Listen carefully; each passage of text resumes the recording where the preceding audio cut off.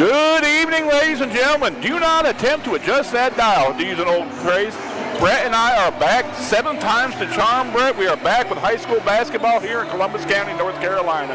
And we got a humdinger for you. Whiteville and West Columbus. Well, arguably you could say this is the biggest basketball rivalry in the county.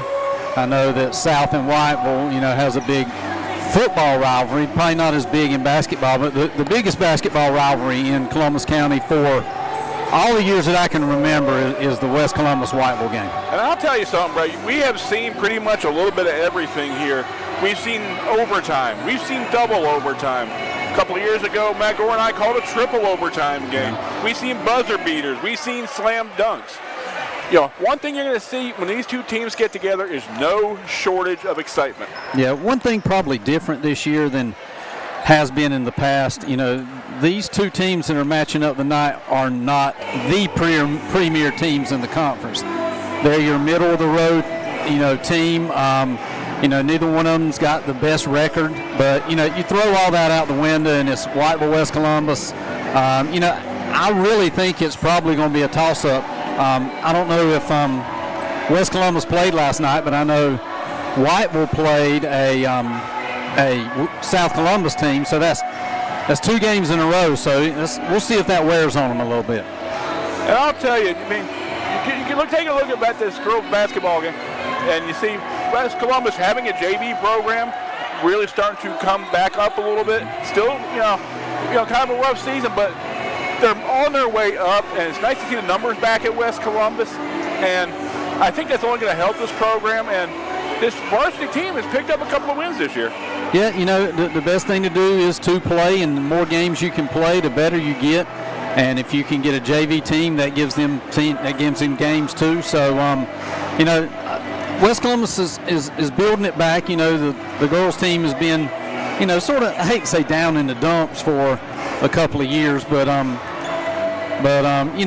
let's hope they come out tonight and have a good game against Whiteville. Whiteville's been traditionally a really good basketball team. Coach Serena does a great job with all the sports that she does. She's very competitive, and she works hard on her girls, so I expect them to be ready to rock and roll tonight. The svelte-looking Serena Smith brings this Whiteville team in, led by the senior Alasia Dawson just a few weeks ago, picking up her 1,000th point in her basketball career. And Whiteville's going to come in. They're going to run. They're going to be well-coached and well-disciplined. How do you stop a Whiteville? A little bit of luck. I hate to say that, but you just got to.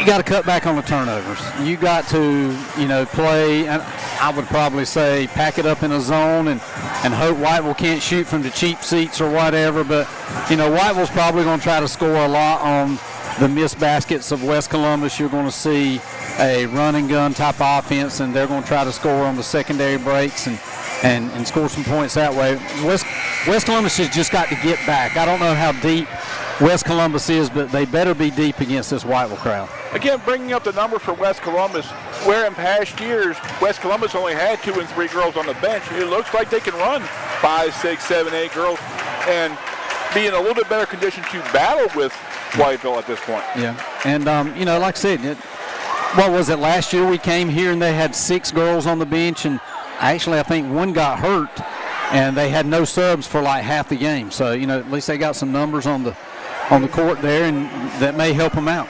All righty, sit back, relax, and enjoy a nice cold beverage as we get ready for tonight's high school basketball game. We're going to take it down to West Columbus Public Address as we honor the country with the playing of our national anthem and our tonight's starting lineup.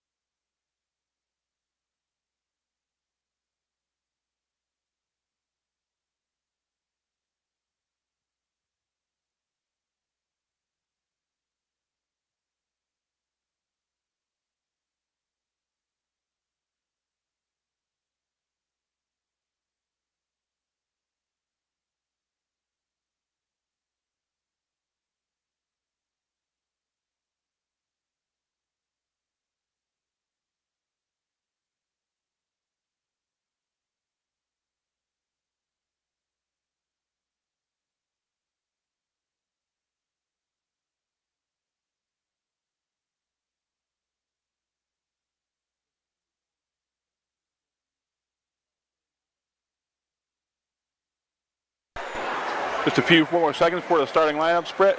Tomorrow night, we've got the battle on Tobacco Road, Duke and North Carolina. And I guess we got the battle of 701 tonight with Whiteville and West Columbus. Where is the Whiteville, the Carolina Duke game at, you know? In the gym. Okay. I had the opportunity to go see Carolina State about a month ago. Had a good time doing that. But I don't think anybody's got anything for Duke, so Cooper Flagg can play at a new 18 years old, dominating.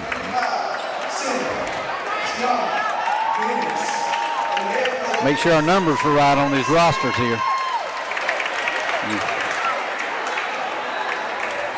If we mess up on the rosters, guys, we got these directly from the athletic director at West Columbus. And it came straight from Max Prep, so we'll see. There you go. Sometimes they are not correct, but hey.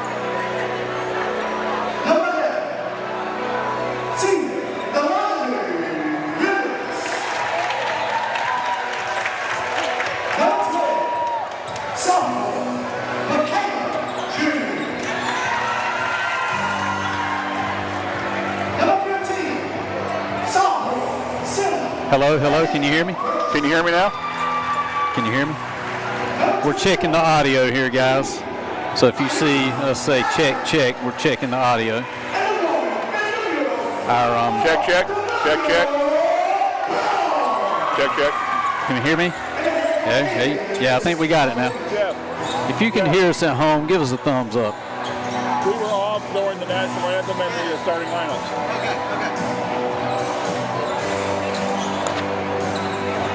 Chicago Bull theme playing as we are about to tip it off here, Brett. And an almost capacity crowd here tonight at West and Viking territory. These two schools separated by maybe 5-10 miles. And I'll tell you, we love our basketball here in southeast North Carolina. And there's no place you'd rather be in Columbus County tonight than Whiteville and West Columbus. Well, it's like we've been in a little hibernation with all that snow and stuff. So everybody's starting to get back out and get back on track. So anyway, here we go. Columbus County basketball, Whiteville, West Columbus, girls.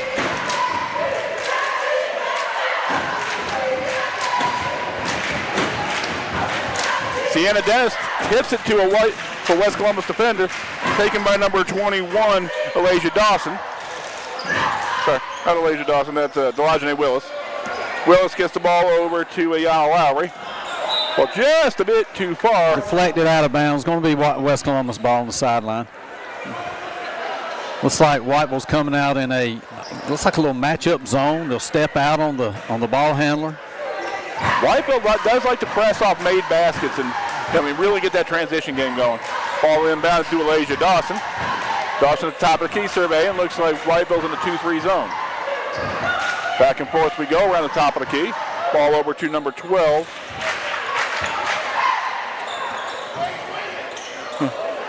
Jennings takes the ball to the left side to lay up and out.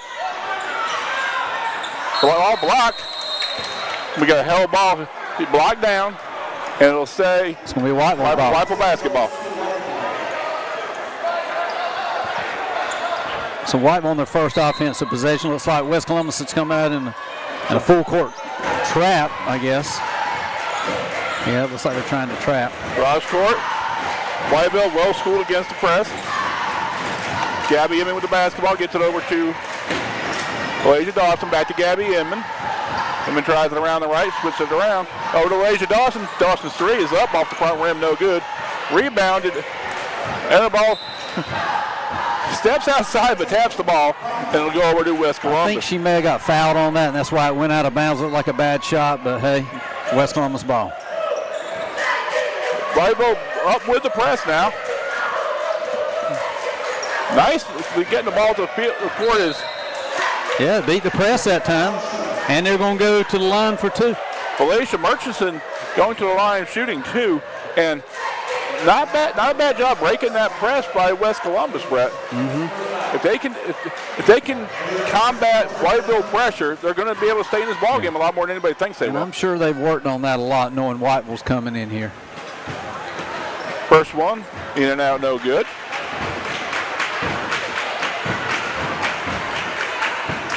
If she can make this one here, Kevin, might be the first lead West Columbus has had over Whiteville in years. And there it is. Here we go, 1-0. West Columbus is going to try to full court trap again, backs off. Ball over to Elijah Dawson. Dawson looks to the front court, looks to set the offense. Round to Gabby Gimmon. Gimmon tries the baseline, no good. Gets the ball back to Dawson. Dawson up. Back rims it, no good. Rebounded by West Columbus to number 11, Delajane Willis. Willis gets it over to Iana Lowry. Ball up to the front court in the person of Deanna Powell. And she pulls up, misses. 15 with the rebound. And she's going to be fouled, Kevin. Murchison being really aggressive under the boards. And that's going to be her second time she's fouled today. Team second for Whiteville. West Columbus coming out and breaking the press twice. That's got to be good for their mental. Lowry inbounds it to Michaela Jennings, so the jump shot up, no good. It's going to be. Ball's going to stay with West Columbus. 6:09 to go, 1-0 our score.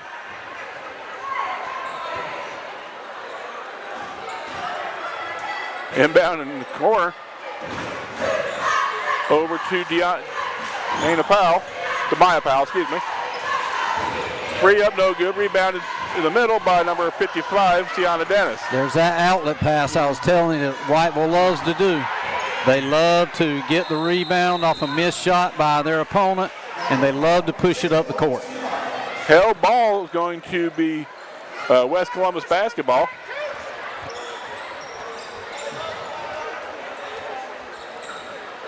Whiteville in the, looks like a 2-1-2. That's not a good pass there.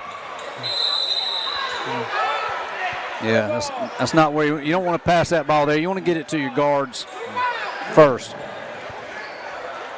Gabby Emmons going to inbound to Elijah Dawson. We can already see that number 4 for West Columbus, Jones, is, what's her last name for? Powell. Powell, that's the one they're looking to get the ball to. Demaya Powell, if they can get her going underneath, and with Murchison, being aggressive, they got some opportunities. Ball inbound and stole by Gabby Inman. Inman drives, drops it off to Dawson, up no good, rebounded by West Columbus. Gonna be a foul there. Foul on Dawson, her first, team third, and West Columbus really aggressive under the boards. It's doing well right now. Yep. Which West Columbus having a tough. They're beating the press, but they're not getting the ball in bounds. They got to set up something to get the ball in bounds first. 5:37 to go here in the first quarter. West Columbus up by 1. Ball over to Murchison. Now Michaela Jennings gets the ball at the floor.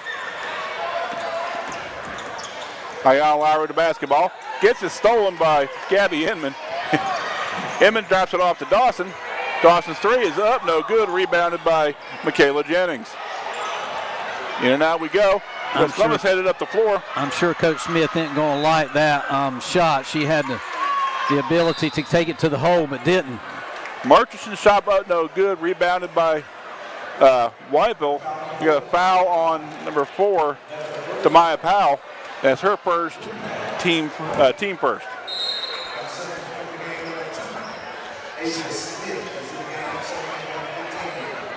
Asia Smith checking in for Whiteville. Smith with the basketball on the sideline. Trailed up the floor by Ayana Lowry. They're going to set the thing up at the top of the key. It's like West Columbus is playing a 2-3 zone of themselves. The bank is open for Demaria Phillips. 3. You think she meant to bank it? She banked it. Where she meant to? I don't know if she called it or not, but it worked. There's that trap. Quick timeout off a fumbled pass, and Whiteville's going to take it. Looks like a 30-second. Yeah, West Columbus, they're beating the pressure, but they're having a tough time getting the ball in bounds. So, Coach West Columbus is going to have to get something setting it up to get it in bounds and then go to the press break. Credit West Columbus right now. They're being aggressive. It's a 3-1 ball game. They're getting second shots. They're like I said, once they get the ball inbounds, they're able to beat the press. Right. If they can shore up a few things, this is going to be a competitive basketball game. And if you're Whiteville, Brett, what adjustment do you make right now? Just Whiteville's missed a lot of easy shots, and they've taken some shots that they really didn't need to take, like that. They had a 3-on-1, and they pulled up for a three-pointer, which I know Coach Smith would much rather her go ahead and take it to the hole. Because you know what? It's a lot easier to make a basket closer to the basket. So I've been told. Ball inbounded to Ayanna Lowry. That's backcourt. Throw it into the backcourt. And this entire side of the bleachers called it, Brett. Yeah. I think everybody knew it. Yeah. Just a little bit.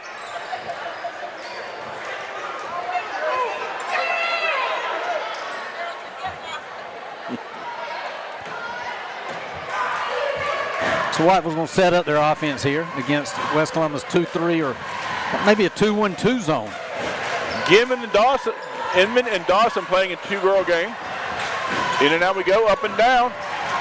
Jump shot by Sienna Dennis, no good. Rebounded by, once again, the Vikings. Whiteville had the shot, just couldn't make it. Nice offensive set, but round we go. $1 million play, 50-cent shot. Oh, that was deep, Brett. That was deep.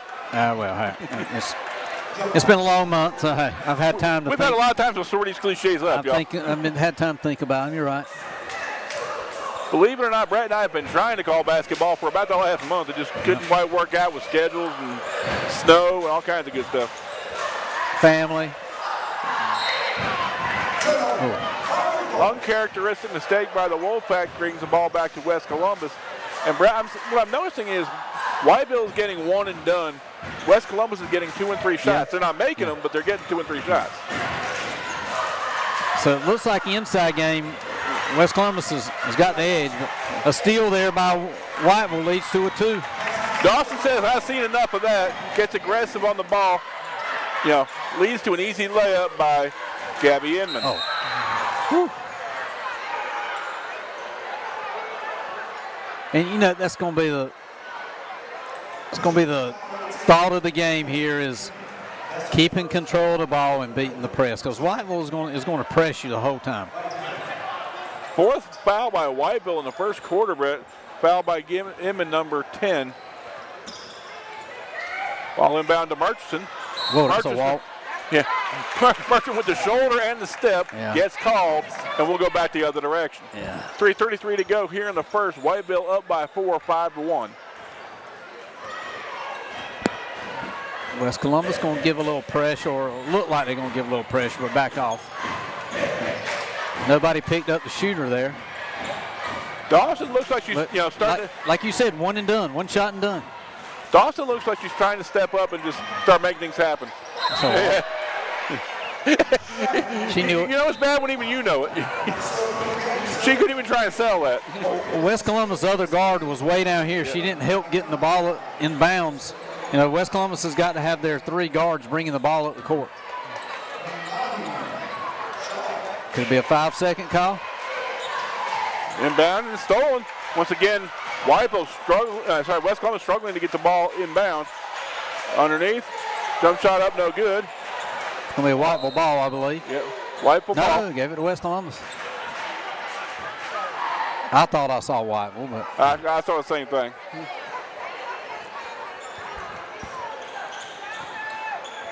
Once again, West Columbus struggling with the ball inbounds. Yeah, they're going to have to do some kind of stack play to get the ball inbounds, because that just running around is not getting it. Do you call a full timeout at this point, Brett, and maybe set? I probably would, because it's just going to be 80% turnovers here if you don't get something in.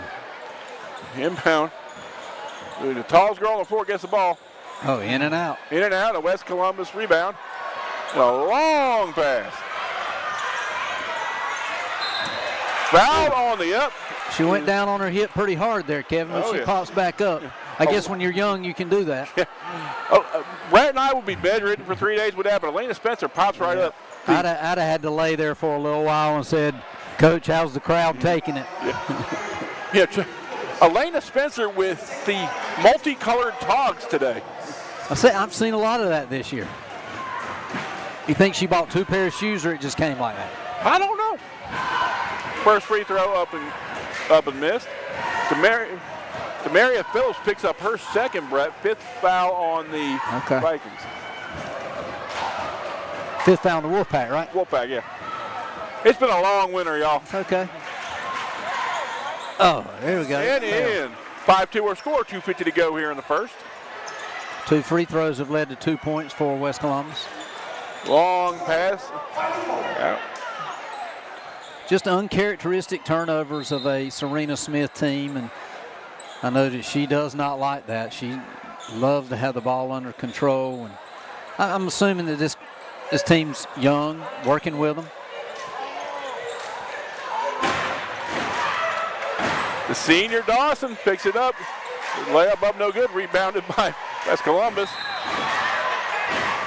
I would love to go show him a stack play just to get the ball in bounds. Explain what you mean by a stack play, Brett. Okay, what we used to do when we had trouble getting the ball in bounds, we would line up all the players straight in front of the person taking the ball out of bounds, and each person would have a place to go or a pick to set. And usually that one that, sets the pick, a lot of times that's the one that got the ball because they break through the pick and leave the picker alone. So we get the ball to the person that set the pick a lot. But you got to set up something to get it in bounds. Dawson picks up the first free throw, makes it 6-2.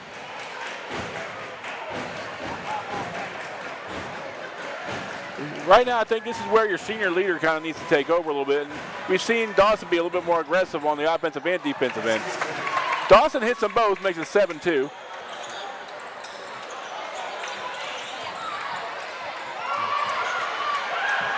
West Columbus running the ball up.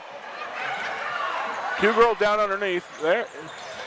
Murchison with the basketball, dribbles in the dribbles into the trees, and gets bailed out with a foul call on number 55. That's what happens. If you can break that press, you can get the ball down and get it on the inside, and have a 50% chance of getting a score, and then you go to the line here.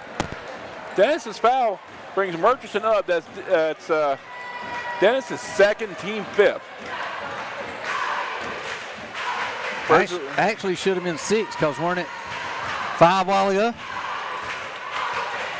It might be. No, who knows? This is high school basketball, man. That ain't what they pay me for. Although you did teach math for a time, I hear. Well, I'm living off fixed income now. 0 for 2 from the free throw line. Whiteville brings the ball to the floor. Nice. No. Call. I didn't see it, but hey, catch 1-2. I mean, in the pros, that's definitely like they could have took 3 or 4 more steps. True.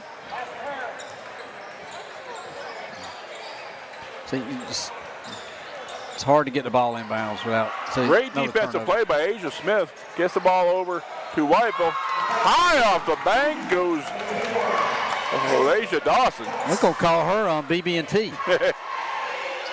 Dawson Bank and Trust.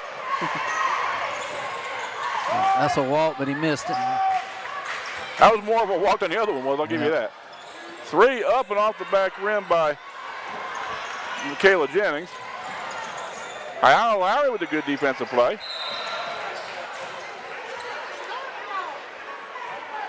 That's going to be that 6th foul. Now, what is it now? 7? How many? Is it a half? It might be a quarter. Okay, it's a quarter. 5 1/4. Yeah. After 5, the next one is a free throw. Is that what it is? I don't know. They're still showing 5.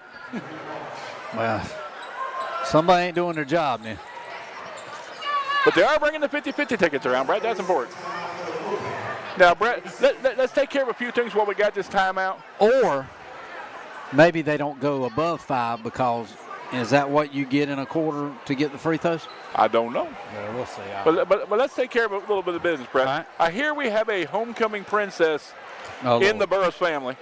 This is after a newspaper article, printed about the station that your family used to run. Mm-hmm. It's been red letter week in the Burris house, I think. Yeah. Well, most importantly, my middle daughter, Indiana, she's in the 4th grade, and she was elected by her grade to represent the 4th grade in her homeroom, and she actually got the most votes in 4th grade to be the actual little queen. So, she's a good girl, and she was very excited about it. So Queen Indiana the first. Queen Indiana first, that's right. But she don't get any special treatment at home, though, Kevin. Sorry. So she still has to scrub the floors. Cinderella. Ayanna Lowry misses the first. Picks up the second. They're picking up all their points from the free throw line. 10-3 our score, 1:46 to go here in the first.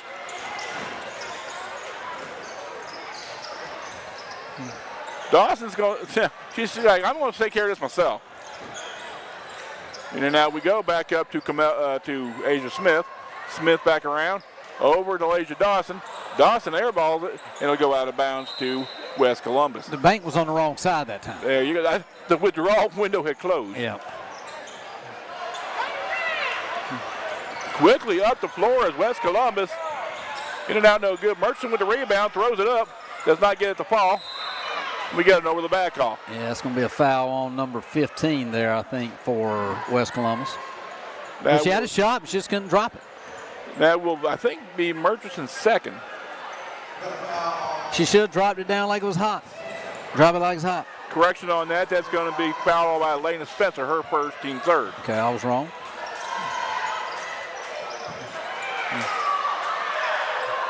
Got to credit this West Columbus team, Brett. 10-3. I mean, still a game right here at the end of the first. Yeah.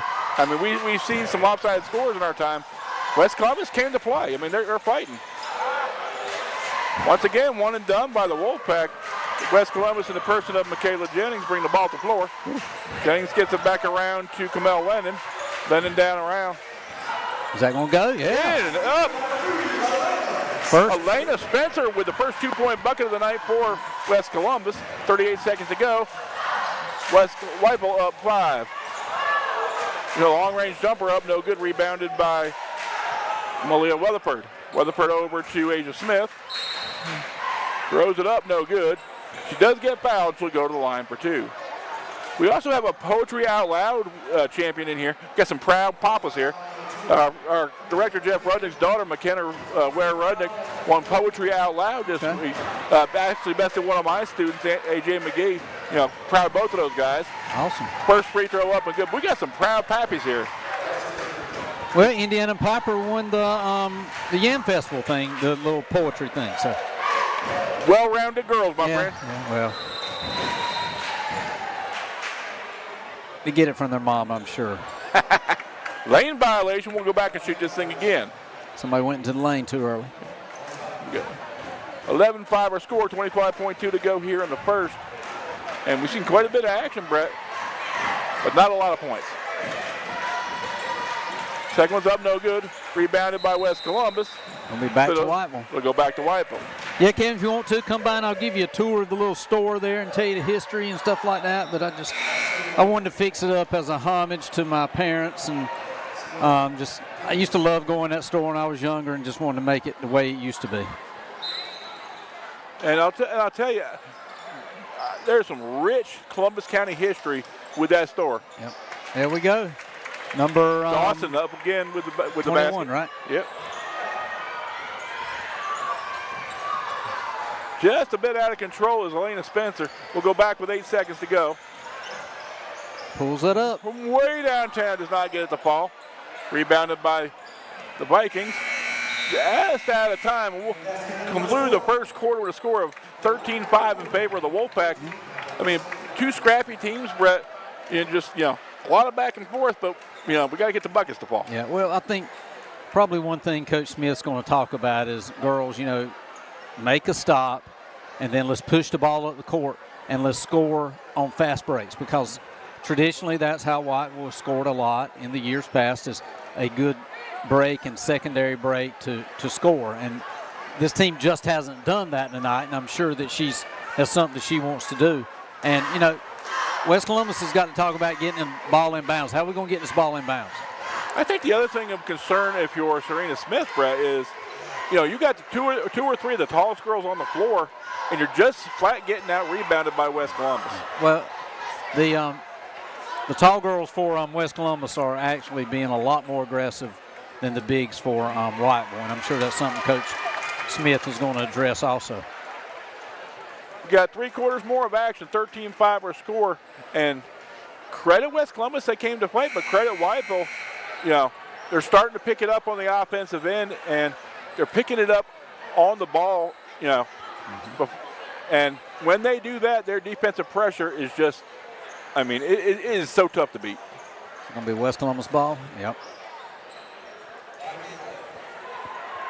So only had one held ball in the first quarter. I think there was a couple. Okay.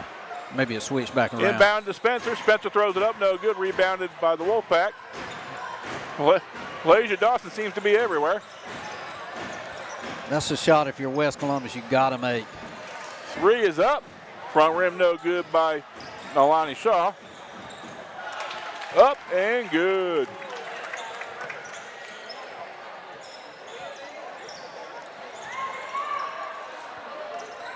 West Columbus almost beats the pressure. Just get bailed out with a tip. It'll stay West Columbus basketball at half court.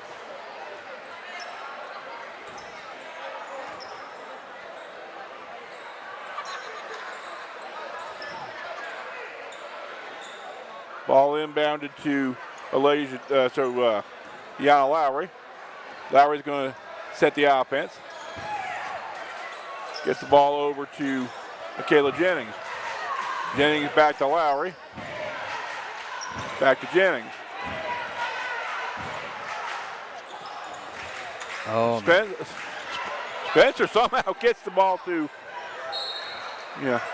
smart move by number 2, just throwing the ball out on the leg of the Whiteville player. Camille Lennon with a smart heads-up play, Brett.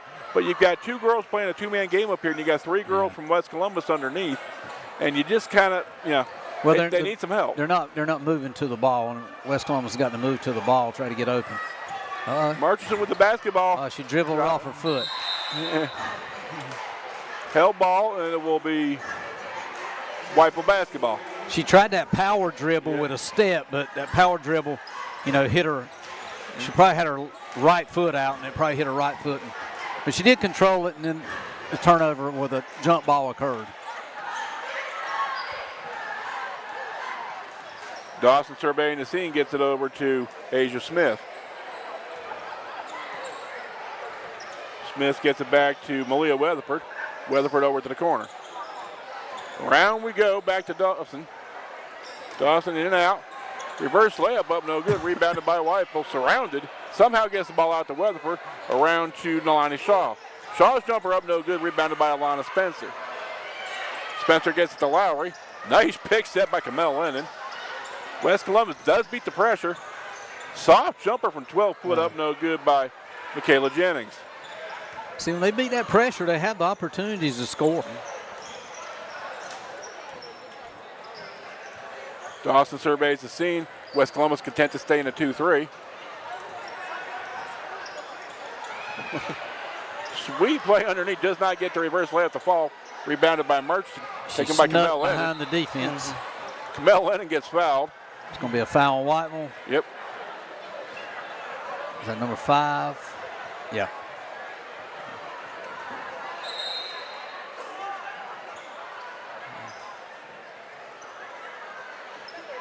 Okay. Did they not check? Must not have been a foul. Must have been just out of bounds.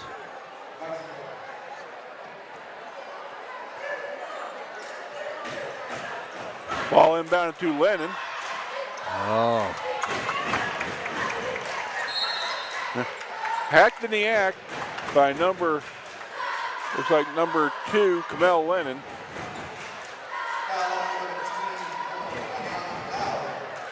Sorry, correction. Foul by Ayana Lowry. I'll get it out in a minute. Aye. Yeah. You've been teaching all week, man. As hard as you teach, I know it's been tough. Probably one of the best teachers in the county, man. He can come and do this. Maybe one of these days. I try so hard, but get so little credit, baby. Lord's looking out there, baby. I guess I'll get my reward in heaven. Missed free throw by Whiteville. West Columbus comes up with the rebound. With the rebound, gets the ball up the floor. Sweet little pass to Spencer. Tries to get a little too fancy and gets the ball stolen by Asia Smith. Smith gets it over to Gabby Inman. Round we go. And Sienna Dennis, making herself heard. If she starts taking over this ball game and clamps down in that underneath, Brett, it's going to be hard going. Well, they're going to go to that with number 4 for West Columbus on the bench. They see that as a mismatch, so they're going to try to go to that. Lennon picks up her second team foul of the second quarter. Dennis's first free throw is around the rim, no good.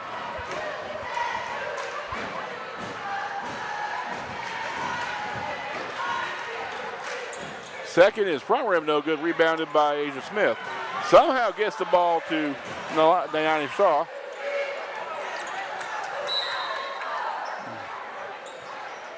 Whiteville's big starting to take over this ball game a little bit. Yeah. Brett. And I guess possibly number 4 for West Columbus may be in a little foul trouble. I'm not sure. Because that's why she's on the bench. I believe so. Yeah. One year we're going to get us a statistician up here and we're going to know some stats. Integrate those in. 3 is up and good. Neilani Shaw. Pressure is just a little bit too much for the Vikings. Sweet little move by Elijah Dawson. Dawson slices through, picks up the bucket, and it's all of a sudden a 16-point game, 21-5. Just that quick, Brett. A few turnovers and a few layups, and this Whiteville team is now, where they were up by 5, up by 6, now up by 16. It's broken open a little bit, and some of the bigs check back in for West Columbus.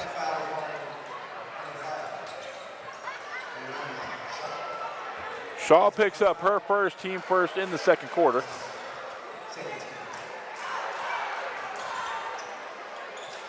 Ball inbounded to Kamaya Lennon, Kamel's sister. Around we go, picking up by Delajane Willis. Willis in trouble, gets tied up, and will stay West Columbus basketball.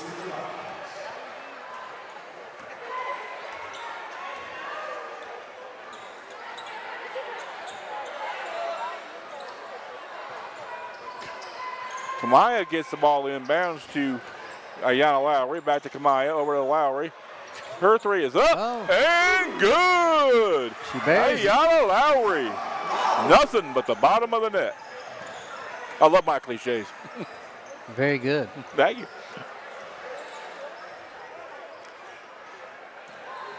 I'm going to slow this down a little bit. 4:10 to go. Whiteville up by 13, 21-8. Okay. Try to get one back there. Dawson catches the rebound. Takes it to the hole. Takes it to the hole. Ball inbounded. She walked. Just a few too many steps by Delajane Willis. Think anybody missed us out there, Kevin? Or they hadn't even known we're gone. You know what it is? They were wondering, where are those two guys who used to do that bad comedy all winter? Yeah. I told Stacy Prince we were going live tonight. She put it on her calendar. So if she's listening. We will be at South Columbus next Friday, Brett. Okay. And Corey Sykes will be happy. Corey's good. People's been a guest of this show many times. Rebound up, no good. Second shot up, no good. Third is up, no good. And so West Columbus finally gets a rebound and it'll look to push the floor.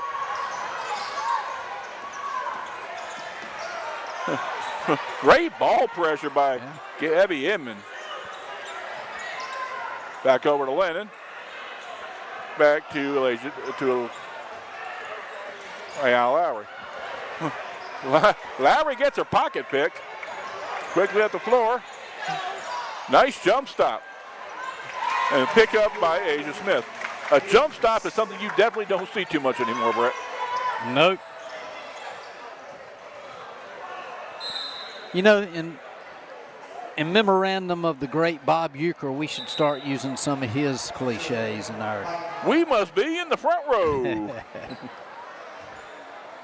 Yeah, old Bob Uecker passed away. I used to love him calling games, and great player back in the day. The old ones are going by the wayside. Do you know who he reminds me of? Who's that? Franklin Davis. Okay. Both great storytellers. Okay. All right. I threw that one out just to see if Franklin responds to it. Well, I don't know. He may like that. I don't know. Franklin has been in the front row of many Columbus County games. I saw him a while ago. I don't know where he was taking pictures. They were honoring the board members before the ball game. He didn't take our picture, Kevin. Well, we have faces made for radio, Brett. Oh, well. They can always Photoshop, Kevin. Yeah, but then my head would be on a cantaloupe or something. I could be Brad Pitt, and you could be.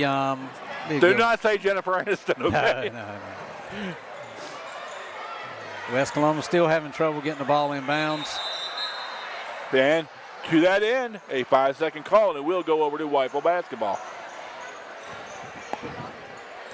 You think they'd be upset if I wrote down a play and shot it down to the bench?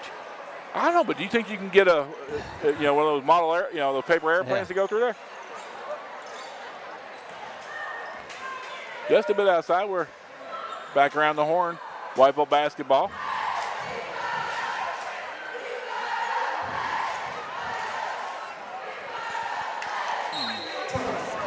There's Franklin on the end line down there. Okay.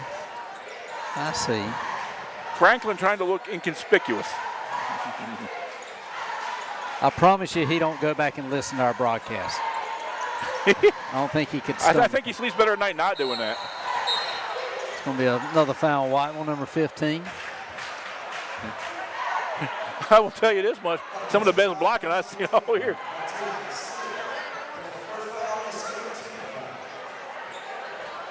First foul called on Martasia Smith, team second in the second quarter. Ooh, how'd she thread the needle there? Good gracious. Murchison's looking for a call, too. I thought she was just surprised we got it in there. Tapped out by Lennon. I mean, that's a pretty athletic play going the other way. Whiteville's ball on the baseline. Got a little stack. See, there's their stack. That's the stack right there. If you want to rewind your monitor.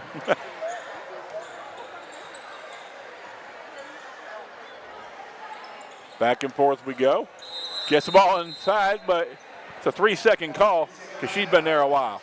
2:07 to go, 25-8. I used to say she's roasting marshmallows in the paint. Well, considering it's wintertime, maybe she's roasting chestnuts. Yeah. We'll spare you the singing. Tapped out by Malia Weatherford on a heads-up play.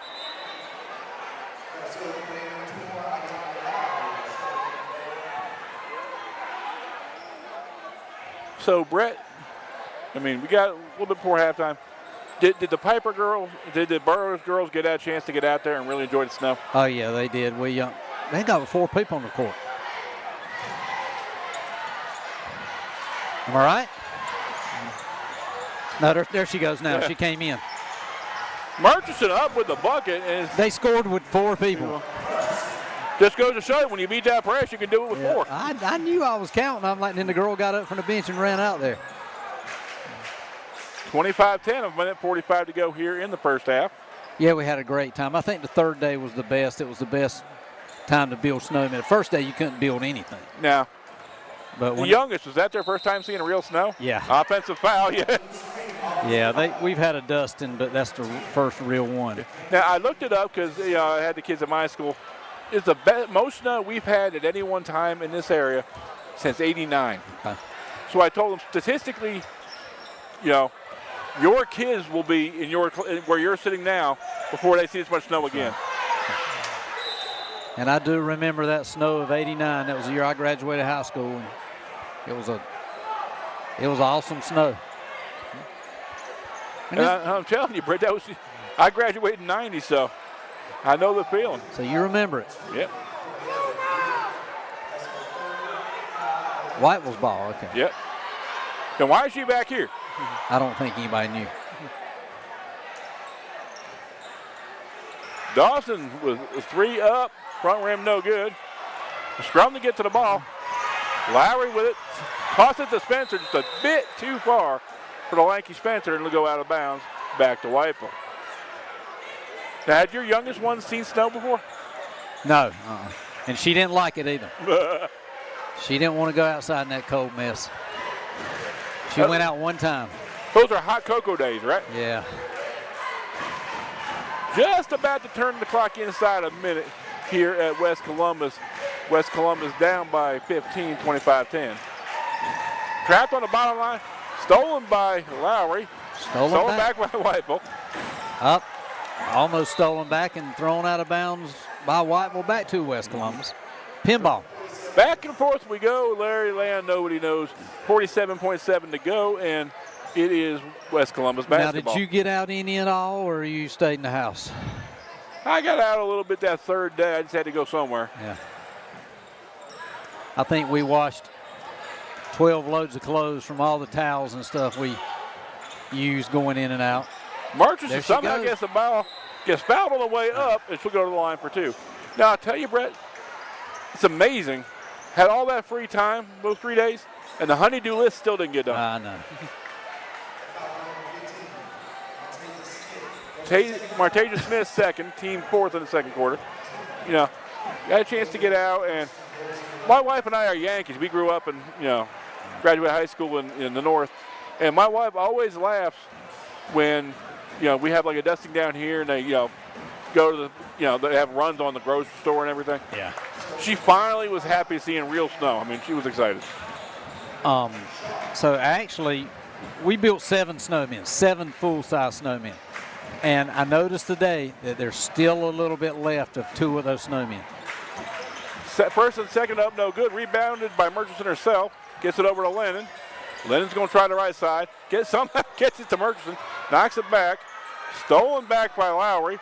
Tapped out by the Wolfpack with 18.1 to go. And I think I just hurt my tongue. You were rocking and rolling there. Sound like Woody Durham from back in the day, Carolina. Ball inbounded with 18 to go. Baseline layup up, no good. Rebounded by the Wolfpack with 11 to go. Stolen by Lennon. Body block, no call. We got a foul called. Jump ball. Oh, foul. Okay. That's not going to matter because it don't put anybody in the bonus. Foul called number 22, Ariana Green. It'll be West Columbus basketball. Actually, it does. It gives them the 5.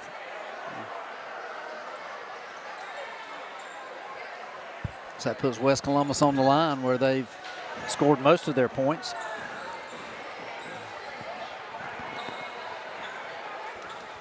East Columbus is at South tonight. First one is up and in. Shooters roll. And then South and Whiteville played last night with the girls of Whiteville defeating South Columbus and the boys of South Columbus defeated Whiteville. Hits them both, 25-12 with 2.3 to go. Throws it up, no good. Halftime our score is 25-12, Brett. And first half impressions, I think the first thing that jumps out to me is the fight in this West Columbus team tonight, Brett.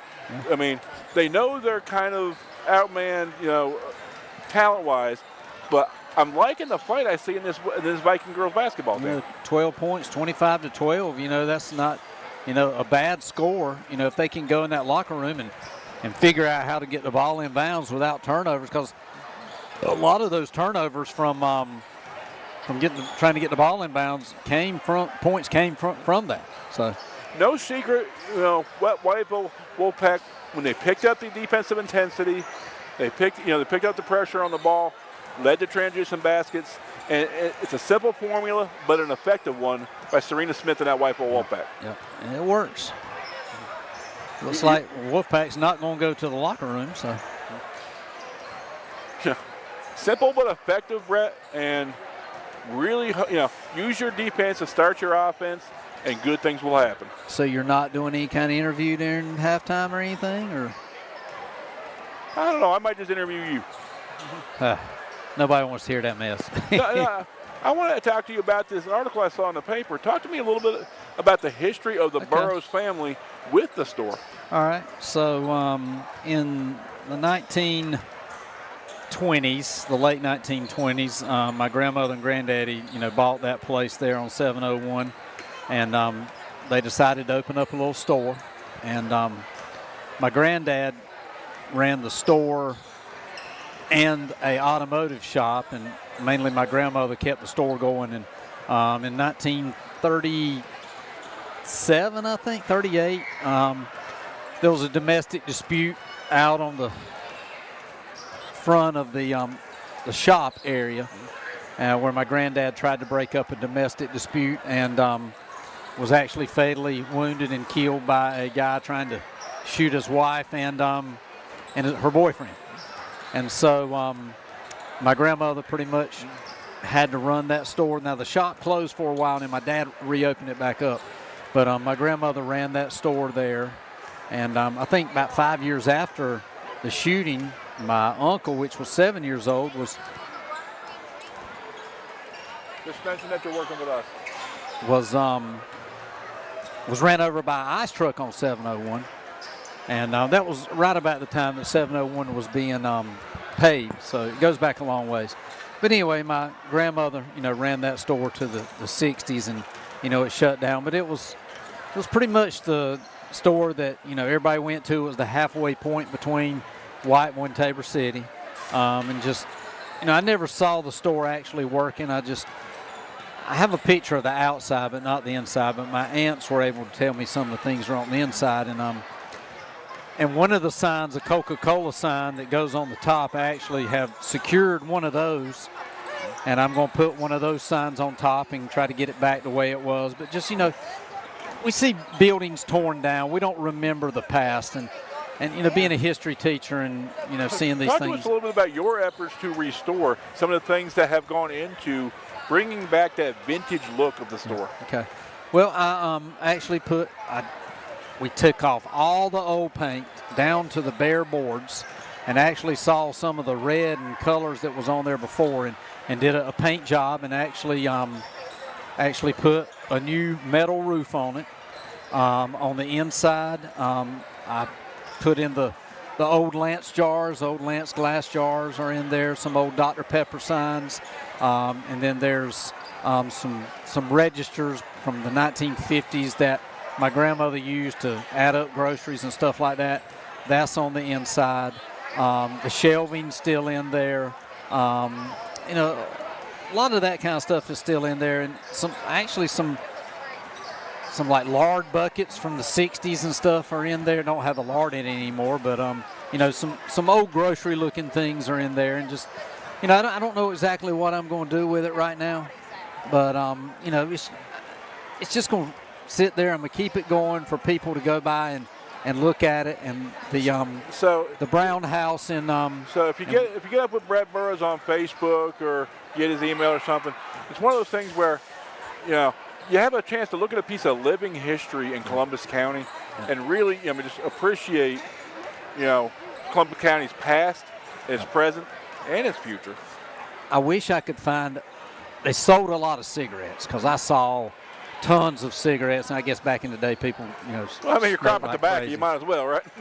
And so I was thinking about, I would love to know how many packs of cigarettes were sold with old tobacco baseball cards in it and stuff like that, which is unreal, God's amounts of money and worth. So, just little things like that. And I was hoping one day maybe I could find something in the walls or something like that. But I did find a 22 rifle that was behind one of the doors that actually Mr. Eddie Beck cleaned up for me and restored, and we figured out that it was a 22 from the late 1940s.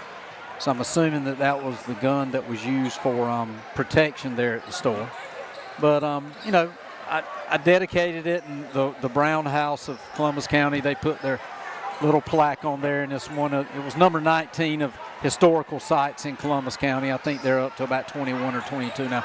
The courthouse being, one of those that has that plaque and things like that. But, just wanted to do that as a homage to my grandparents and my dad for all the hard work that they did You know, maybe one day somebody will remember me one day. Who knows? Well, that's the thing, Brett. I think there's a lot to be said for legacy. Yeah. You know, there's a legacy with these schools in this community. There's a legacy with families in this area. And it's nice to see Columbus County, you know, kind of recognizing the roots, you know, that made Columbus County what it is today. And Mr. Dan Strickland is the guy that, you know, introduced me to the Brown House and the things that they did, and he thought it would be a good candidate. You know, I put some money in it, you know, that where it could be, where people could go in it and see it and try to restore it back. But, you know, a lot of those things that I want to bring back into it are very expensive. Like, you know, a Coca-Cola sign from the 1920s is. Okay, so we've got a lot of people listening and watching us tonight, Brett. What is the wish list? What are the things that you're looking for to put in? Well, I'm looking for old bottle crates.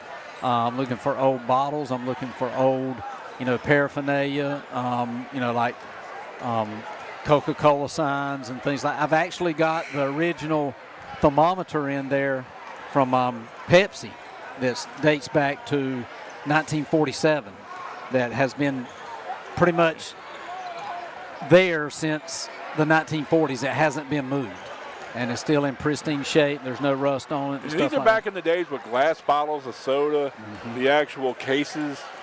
You mentioned the ice truck coming down the road. Yeah, yeah. And, you know, 701 was not paved till the mid-1930s, mid to late 1930s. My dad can actually, well, he told me that, you know, he remembers when it was being paved. And actually when his dad was murdered there, some people from the WPA, Works Progress Administration, actually went down to, you know, try to help out and stuff. So they were paving it at that time. So, you know, and there's a lot of history that, you know, that I don't know, that I wish I can think all the questions I wish I would have asked, you know, my dad before he passed away. But, you know, of course you can't answer them now. And that's the thing, Brad. I think we need to start getting those pieces together. You know, if you have some old pictures of the store, you know, I'm sure you'd love to see those. Oh, yeah.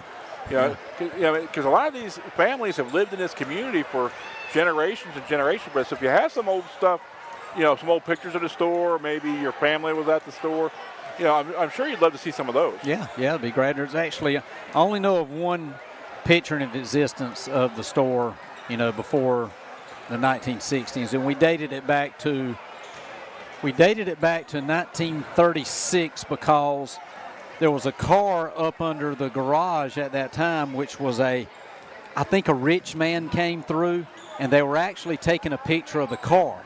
Okay. Which turned out probably the most important thing was actually getting the store. Right. But it was some kind of Plymouth whatever that a rich man came through town, right. and they took a picture of it, and that, you know, that photo has survived. I think that might have been the one I colorized for you over Christmas. It may have been. And, you know, looking at that, we backdated it and found some dates because of that. But, you know, there's a lot of, I've seen the old stores be tore down over the years, like the old tobacco barns. You know, used to see tons of those, and now you can probably count on both hands how many tobacco barns are still, you know, in the county. So, but yeah, it was a good little project. It's a work in progress. You know, usually the only old things around Brett and I are ourselves, but, you know, like I said, again, if you get a chance, try to get and to see some of this living history. Get in touch with Brett. Get in touch, you know, with maybe his wife Sean.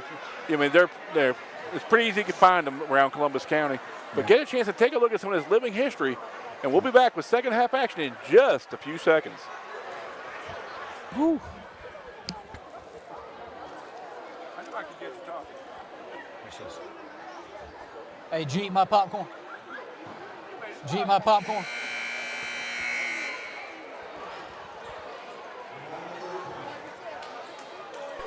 Okay, ready to kick off second half action. Brett's going to take a quick drink break and find out who stole his popcorn. Whiteville's going to inbound going from left to right. West Columbus will be going from right to left. Yeah, I came in tonight going to not talk a lot, but I guess I'm exercising my voice. I've had a little bit of trouble with my throat over the last couple of weeks, but it's doing well. The little laryngitis was not going to stop us, Brett. Yeah. Whiteville's going to stay at the top of the key, going to survey the scene. Got plenty of time with a 13-point lead. And probably Coach Smith right now is just working on a play that she'd like to put in. A nice little open shot from the side there. Rebounded by Martasia Smith. She'll get it around to Gabby Inman. Inman's going to reset the offense.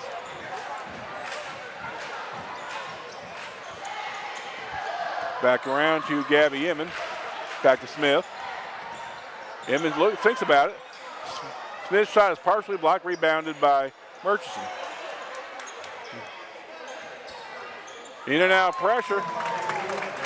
Well, we know East Bladen is the premier girls basketball team in this conference, and everybody's chasing them. So, and you know, Whiteville used to, you know, East Columbus is pretty good, but East Bladen is the top. So we got East Bladen, then we got East Columbus, and we've probably got Whiteville, and then the rest of the group coming in there. Again, these two teams, you know, traditional matchup.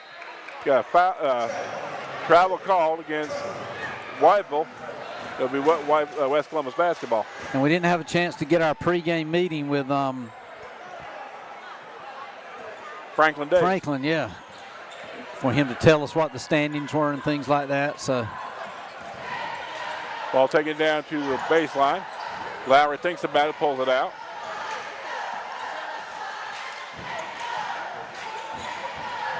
Jumper up, back rim, no good. Rebounded by Whiteville, go out of bounds. It'll stay with the Vikings. I think it bounced off of Wolfpack's foot out of bounds. 6:33 to go. See if we got out of bounds play here. Around we go. Michaela Jennings gets the ball across. Murchison with it, in and out. It's nice up. movement. Gets the shot she wants, no good. Shakes off a defender. There you throws go. it up, no good. Shot is up, no good. And the tallest girl on the floor, Sienna Dennis, gets the rebound. She says, I'm done with this foolishness. Dawson up, three, and drains it. That's a good shot. Uh-oh, what happened? I think she got poked in the eye. Oh, okay, all right. She's shaking it off. She gives a thumbs up. Rocking the Bianca Belair look. Yeah. Royal Rumble this weekend. Oh, really? I'm a wrestling fan, yeah. Okay. My daughter is, Piper. We were at San Jose the other night, and she says, oh, cool, wrestling. I love wrestling. I ain't never heard her say anything about it. I said, I know a pro wrestler, personally. Father what? Father Duncan McIver. There you go. I hear he's pretty good. Yeah. Look him up, guys. Father Duncan McIver. 3-point jumper up, no good. You think it's still on? It's still there. It's still there? Okay. All right. Rebounded by Demaya Powell. She steps out of bounds. It'll go over to the Wolfpack. Yeah, I went down to Brunswick County and watched a match years ago. Had a good time. I think Piper went, actually. She was a baby. So that's been what, 11 years ago? Yeah, I hear he's pretty old now. Sweet in and out to the low post by number 55, Sienna Dennis. And all of a sudden, it's a 20-point game, 32-12. That's got to be a walk. Yeah, just a little bit. That's more of a run. Yeah, that was a jog. See W.T. Edwards at the door over there, supporting his Wolfpack. WT's been on both sides of this rivalry. He sure has. Wonder who he's pulling for tonight. I need to ask him. He'd be a great one to interview. That's what I'm thinking.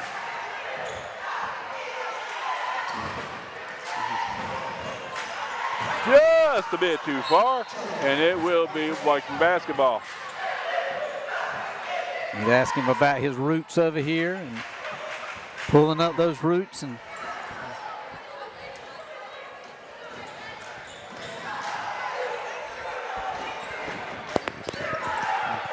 in and out we go. Rebound. Ball to the Vikings. Trying to get control. West Columbus going to start over. W.T. Edwards, as we said, has been on both sides of this rivalry, and I'm sure he's just kind of sitting in the middle and just hoping nobody asks. Well, he's got on blue. That's all I can say. Elijah Dawson with the bucket makes it 34-12. 4:40 to go here in the third. Not used to seeing W.T. Edwards sitting in the stands. No, he's usually coaching. Coaching and probably slamming a clipboard someplace. Up to Murchison. Murchison stops, pops, gets fouled, and she'll go to the line for 2.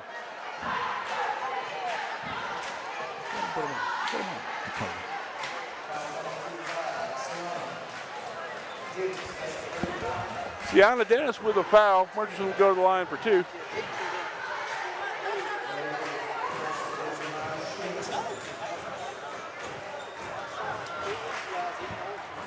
Murchison toes the line for the first. Off to the right side, no good. Going to the line again. Like I said, that's where they've gotten a majority of their points tonight. Second in and out, no good. Once again, rebounded by the Vikings. Second chance shot. Demaya Powell's foul should go to the line for 2. It's only the second foul of this quarter, but both of them have been shooting fouls. Powell towing the line for 2.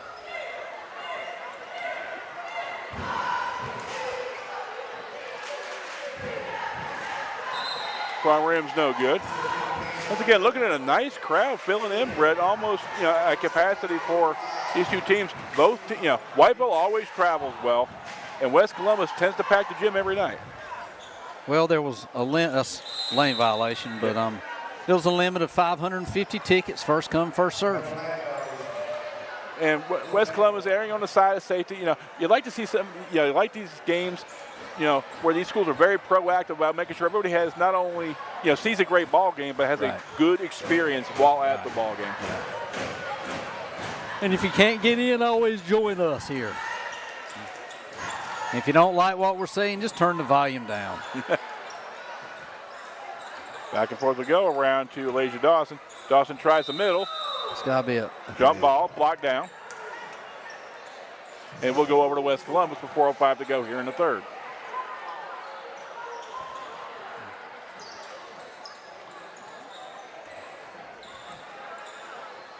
Inbounded to Lajanae Willis. Willis, a long throw, just a bit too far, and it will go over to the Wolfpack. Well, I got to give a shout out. Mr. Browning's daughter, Ashley Browning, got a massage from her yesterday. Does a great job. If you want a massage, she has her office across from the hospital. So check her out. Maybe she'll give me a $5 discount for saying that. Push, foul called. It'll stay with the Wolfpack. And I don't normally get massages. It was just had some muscular issues, and she helped me with that. I guess the question becomes, I got my first college baseball game of the year, Brett, tomorrow. Are we getting back in for Church League softball season? Oh, hadn't thought about that yet. I hadn't hung the cleats up yet, so.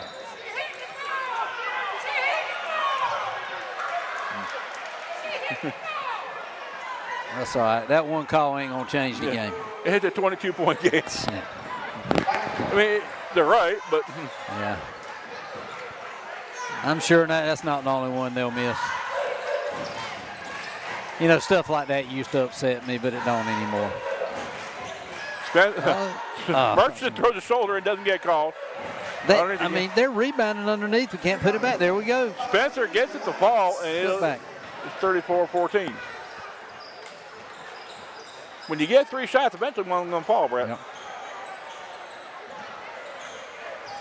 3:15 to go here in the third. Whiteville up by 20.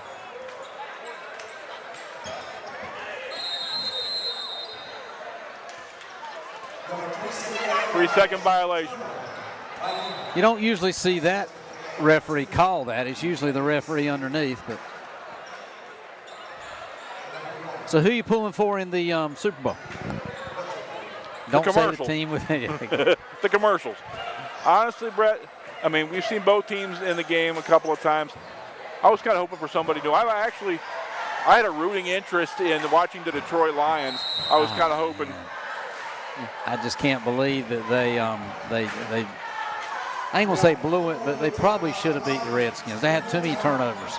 But like I said, I have a rooting interest in the Lions in that my wife's cousin, her husband, is the assistant wide receivers coach for the Lions.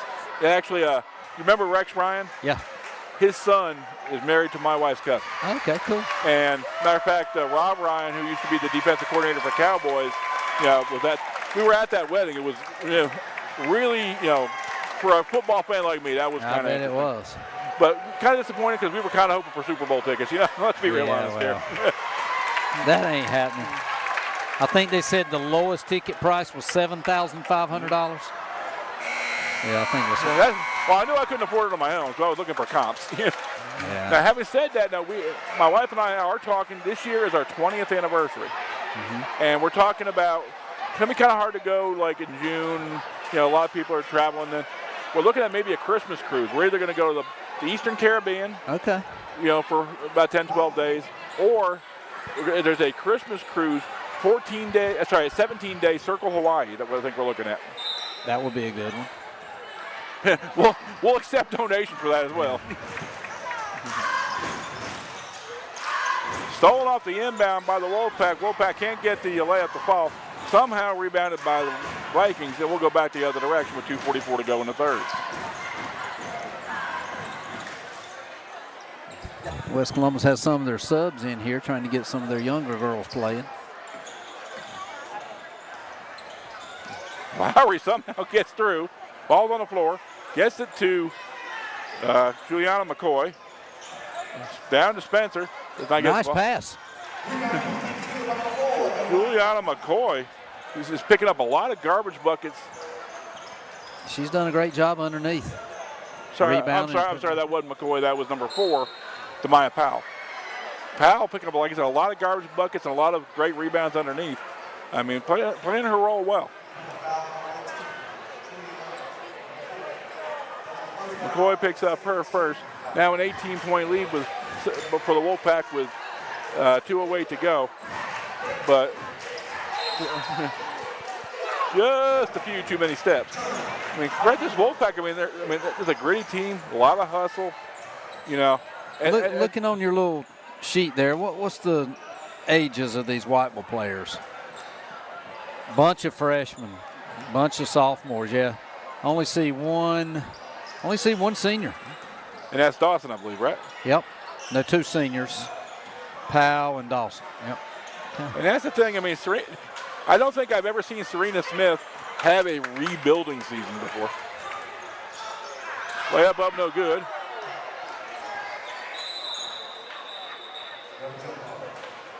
Held ball will stay with the Wolfpack. Minute 41 to go.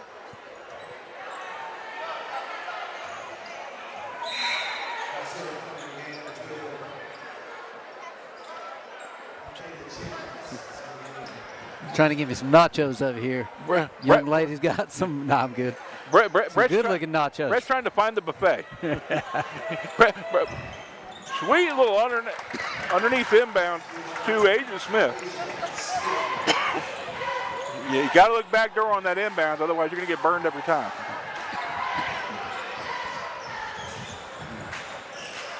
Yeah. Whiteville still putting the half-court pressure on the Vikings.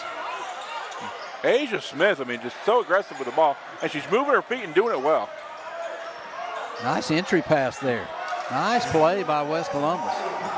Powell picking up another garbage bucket that makes it 36-18. Minute 5 to go here in the third.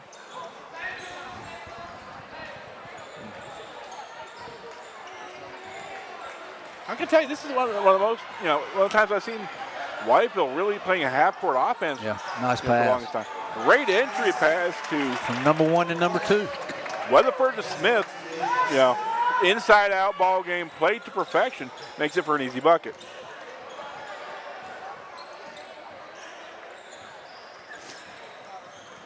Just over 30 seconds to go here in the third. The long arms of Dawson knocks it out of bounds. And it will go over to the You can Wolfpack. tell both teams are getting tired. Each team only had 2 fouls this quarter. You know, probably a little bit winded or whatever. And Yeah, I was going to say, West Columbus girls standing out of bounds like it's the Wolfpack ball, guys. 24 seconds to go. Dawson, the senior leader with the basketball.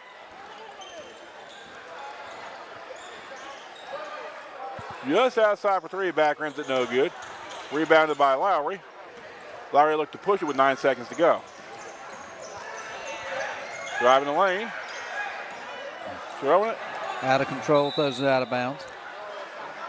We talked about this a couple of times before in the past, brother, about sometimes trying to play too fast. Yeah. There's a difference between playing fast and playing out of control, and it's the best teams that understands which time it's called for. Yeah. You got to find that happy medium. Mm-hmm. I got 2 basketball coaches sitting next to me, Brett, and I can tell you, some great euphemisms like there's no bad shot unless it's not a good shot, that kind of thing. Yep.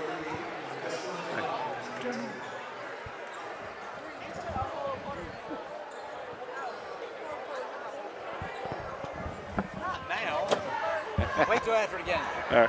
You got to give him more than 30 seconds. Talk. Huh? Ah. Yeah. The loquacious W.T. Edwards will be joining us between ball games. Hey, we said you had blue on. You had blue on. I'm trying to figure out which one it is. You got a little bit of roots here, don't you? Yeah. We're usually seeing W.T. Edwards with a house divided, Brett, with black and then with blue, and then on, of course, his brother used to be the head coach at South, so blue and black. Now we got light blue and dark blue. Yep. I mean, how many shirts can Worley Edwards wear? I actually saw Worley Edwards refereeing a middle school basketball game yesterday. So he's still doing it. It's a way to stay young, you know what I'm saying? That's probably one thing I will not do in retirement. I just don't see. I mean, there's no positives out of it. Everybody just gives you the devil. Yeah, but they do give you the paycheck. They do. They do. Ball inbound, back to Lowry. Drops it off to Murchison, just gets tapped out of bounds. Oh, nice play by number 15 to recover for Whiteville. Somehow gets back. West Columbus does keep the basketball out of bounds. 7:53 to go here in the 4th. Howell with the basketball. Jumper up, no good. Gets her own rebound. Shot it again, no good. The 2 big girls on it. Yeah, I think one of them had a held ball. The other one had, foul. Yep. And, in girls basketball, I think that should be called every time a foul. I mean, just that reaching going in when somebody gets a rebound just slows the game down. I think, in boys, it is. Mm-hmm. Boys automatically flag it. But I guess if you did it in girls, there'd be a lot of fouls, but they would learn. Unfortunately, that's the 4th on Demaya Powell, Brett. They don't need to lose her. Powell and Merchant haven't played a good ball game tonight. Unforced error by the Wolfpack leads to a turnover with 7:25 to go, 38-18. Yeah. Don't leave at the end of this one, Brett. We got a great ball game between 2 evenly matched teams in the Wolfpack men and the Viking men. Great little dice and, slicer to lane, but does not get it to fall. Somehow it does end up with Viking basketball. I did hear there was going to be a pickleball commercial for the Super Bowl. I do like me some pickleball. We've actually got 3 new courts in Tabor City. And I know they got it down there in your area. Oh, yeah. Now, the question is, does the Burroughs family play pickleball? They've tried it. I can't get my wife out there yet, but she played tennis here at West Columbus. She's a Viking. And, if you can play tennis, you can play absolutely. Pickleball. Pickleball is actually a lot easier. My first experience with pickleball, Brett, was at South Columbus. Yeah. We had a group of seniors come in. Mm-hmm. I'd say this must have been 8-10 years ago now. I was assistant principal. Eddie Beck, was then principal at South Columbus. Right. And this group came in and introduced the sport of pickleball to Willie Gore's gym class. Yep, sure did. Sure did. And nobody had heard of it then, but. I actually have that picture with that nice lady trying to teach me how to play pickleball. Okay. They've actually still got the nets and everything that Jimmy G donated.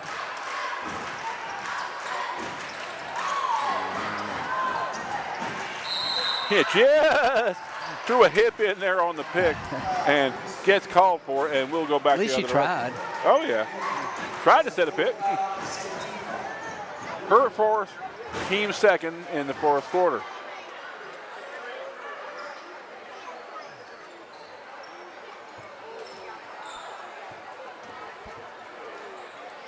A lot of substitutions in for both teams at this point. Whiteville working around the horn here, trying to find a good open shot. Ball up to Gabby Inman. Three rims up and no good by Ariana Green. Rebounded by the Vikings. Whiteville content with a 20-point lead to work on their half-court sets. Powell's up, jumper up, no good. Got a hold call, and looks like Murchison go to the line for two. Now, West Columbus, that's one thing they've done tonight. They have, I would say, out-rebounded Whiteville. I don't have the official stats, but, from what I've seen, it looks like it's swayed, to West Columbus. Murchison toes the line for the first of two. Up, front rims around, no good.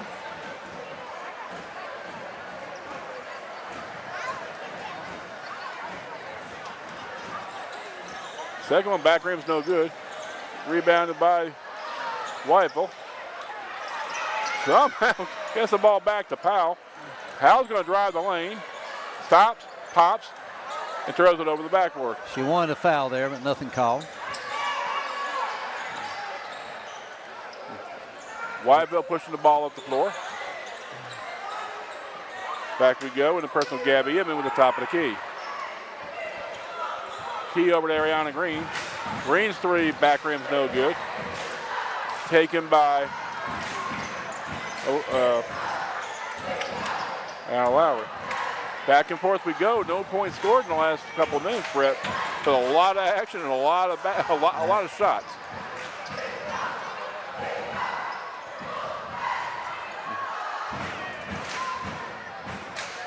White will just contend on pulling it out and working the ball around. The clock is your friend if you're a Wolfpack fan this evening. And just for that reason, they try to force it in. Nice hustle. Both girls on the floor going out to loose basketball. And call a foul on West Columbus, I believe. Yana Lowry does get called for the foul, Brett, but diving on the floor, those things happen sometimes. Yeah, that's hustle. Okay. As a coach, are you okay with that foul as long as it's a hustle foul? Oh, yeah. She went all after it. Her other players were pretty much stuck down here on the end, and it was 4 Whiteville players and 1 West Columbus. And, West Columbus player, they're working hard to get the ball. There's an old cliche, you can't coach hustle. You always love those hustle players, don't you? Would you substitute talent for hustle sometimes? Oh, yeah. Three is up and good. They've been trying to get her to hit that shot for the last 5 times down the court, and she finally hits it. Ariana Green hits pay dirt. That's got to be a walk.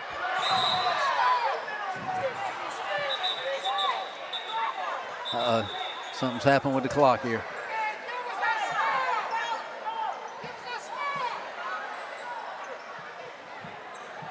Seems like that happens over here a lot. The clock. I think somebody hits the cord. Well, the problem is you got like this much space between, the side, the bleachers and where the scorer's table is.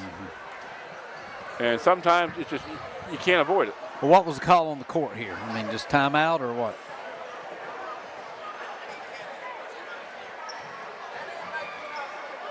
The problem is you got kids sitting on the floor, and I think one of them sat on the court. Oh, okay.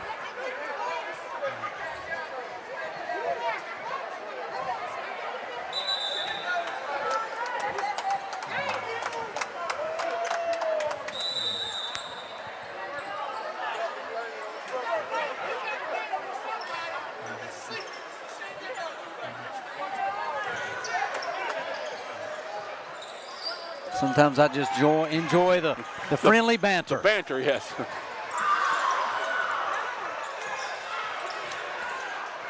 Somehow West Columbus gets the ball in the front court, gets it stolen. Body's And flying. a rugby scrum breaks out.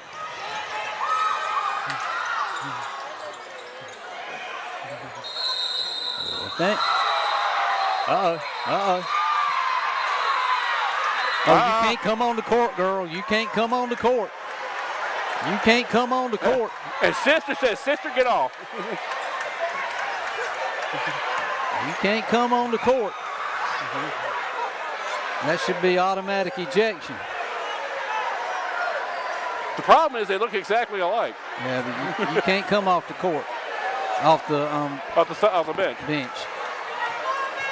Are they going to let it pass or what? And realistically, I mean, the Whiteville girls even knew that she fell. And It's been a pretty clean game the whole time. Oh, So. yeah. And I think that's, she did want to go after her, but, her teammates said, listen, it was nothing, it was okay. And this is where some preventative officiating, let's get control of this, and let your coaches talk to your girls. And I think maybe just, everybody need to calm down a second. Yeah, but I think here, if you don't at least send her to the locker room, that, you got to abide by the rules. Oh, yeah. And everybody saw her come off the floor. I think that's the question is, realistic. I don't think we're going to have anything major in the terms of, technicals on the play. Yeah. But I think the question is there going to be a technical for her coming onto the floor? Yeah, I mean, there's probably got to be. I think they're trying to figure out who it was. Yeah. And I think the question becomes, and I need you to explain this to our folks, there's a difference between a disqualification and an ejection. Yeah. But what is the difference between the two? Well, disqualification means you're done for this game. Ejection means you got to sit out the next 2 games. And I don't know. What qualifies as a disqualification? And if you come onto the court, that's an ejection. Okay. So I don't know what they're going to do here because I don't know. We'll see. I can't put anything in anybody's mouth or whatever. And a disqualification, folks, is something that's not quite like fighting, those kind of things, but something where you're disqualified. There was something that happened, maybe a flagrant foul or something like that. Yeah. But an ejection is, in high school sports, you sit the next 2 games. Yeah.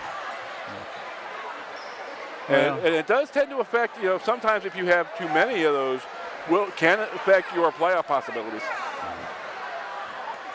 Well, I think their biggest thing is what happened on the court happened on the court. I think they're worried about, the benches. Right. Some coming off the bench, and they've got to address that. And we'll see how they address it. I think the question is, did they see the girl come off the floor? I don't know. Because maybe not. All 3 of them were focused on the action, trying to get that squared away. Did they see the young lady come on the court? I don't know. We'll find out. They're discussing a lot.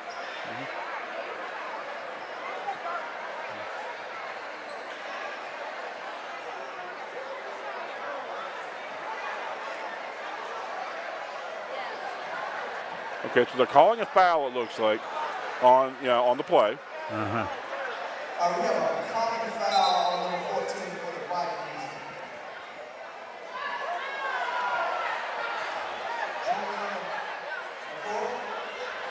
And it's a blue back ball.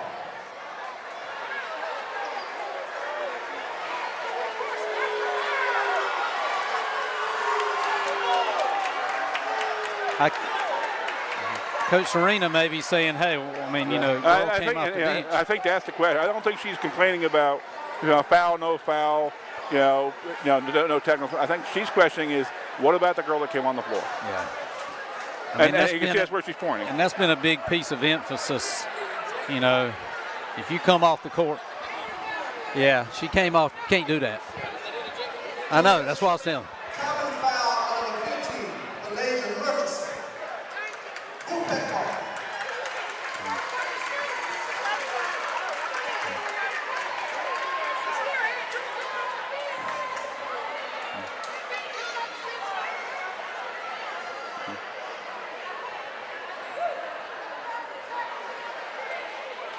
And now they're addressing it. I think you got to get the first part of the play right, and then you worry about, you know, the extracurriculars. And she probably didn't even know that, Kevin. I mean, you know. But we all know that you can't come off the bench. I mean, that's something, I don't know, most coaches probably don't say anything about that, but, I mean, it's, especially this game's being recorded, you know, you want to get it right. Teachable moments.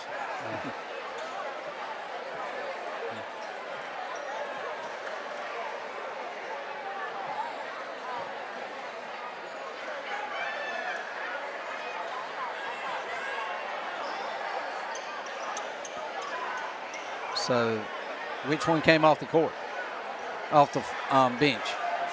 I don't know. I don't believe I see the other one on the floor now. Okay. No, I think they're back. They're both still on the floor.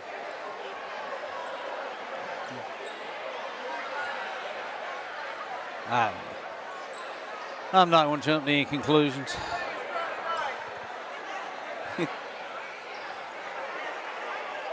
Just got a little. And honestly, what's sad is people are going to remember this moment, Brett. Well, it's been a great game, yeah, clean that's what game. I'm saying. It's a great, clean game. Both teams hustling.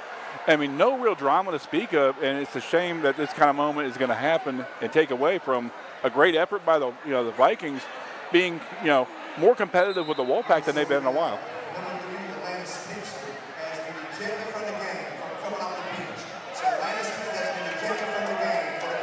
I mean, I don't think you have to announce that, Kevin. Is that number one? Nope. I think they missed one. So who did they eject? Spencer. And that's number what? 10, I believe. Okay. And she's still on the bench? Anyway. Sorry, that's number 3. Okay. All right.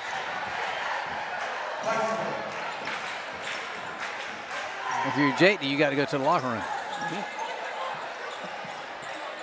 I don't even think it was number 3 that came on the court. It wasn't. It was 2. 1 or 2. Okay.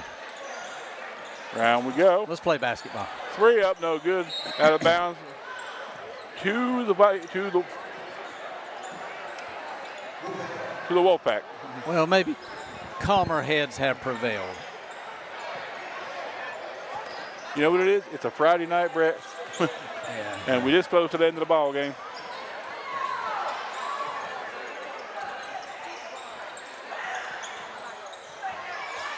Wolfpack with a rebound on the floor.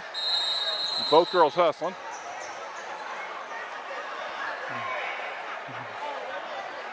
Held ball, and it will be possession to the Vikings.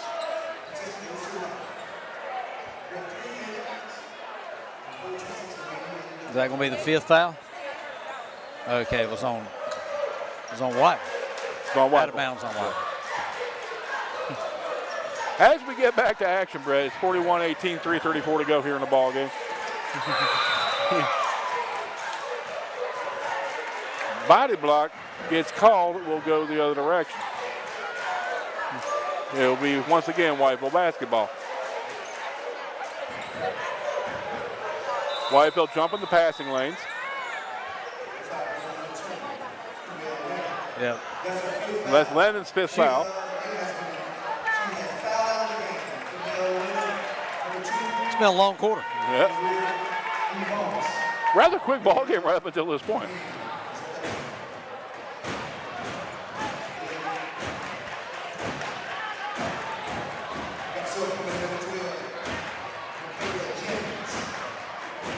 Jennings checks in for the Vikings. Who was the foul on, Kevin? Do you remember? Lennon. Okay. That was her 5th. Banks open, and she gets it to fall. It's 42-18.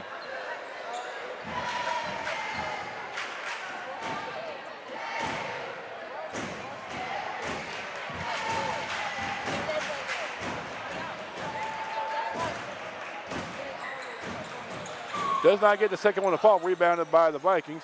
Taken in the person of Michaela Jennings. Jennings with the ball in the front court. Throws up a long 3. Back rims it no good. Rebounded by the Wolfpack. 3:19 to go. Leah Weatherford with the basketball. Stolen by Ayala Lowry. Lowry picks the pocket, does not get to lay up the ball, gets her own rebound, and she'll set this thing up again. I know she wished she had that one back. She'll be thinking about that one tonight.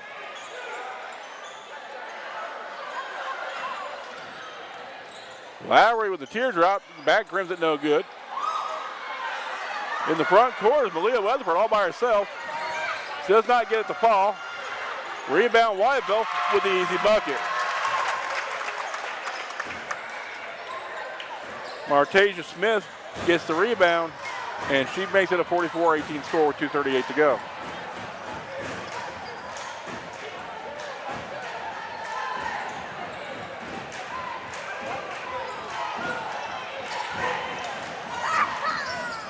Round and around we go, taken by Jennings. Jennings gets a little too quick with the feet, called for the travel with 2:17 to go.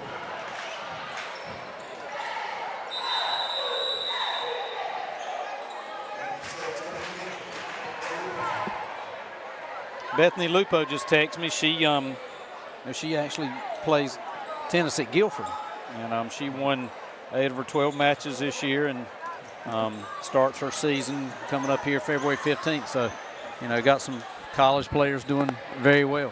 Hard as it is to believe, Brett, tomorrow is February 1st, and we're already thinking about spring sports. Oh, I know.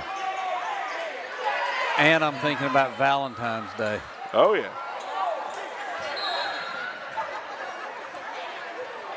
With four women at the house. Now, do you or Sean sit down with them and help them put the names on the Valentines and this stuff? Yeah. We all do that. I think Sean mostly. But, oh my God, that's why you don't go behind your back with nobody on you. Unforced errors will make you go gray as a coach, will they not? That's okay. It probably didn't cost them the game. Probably not.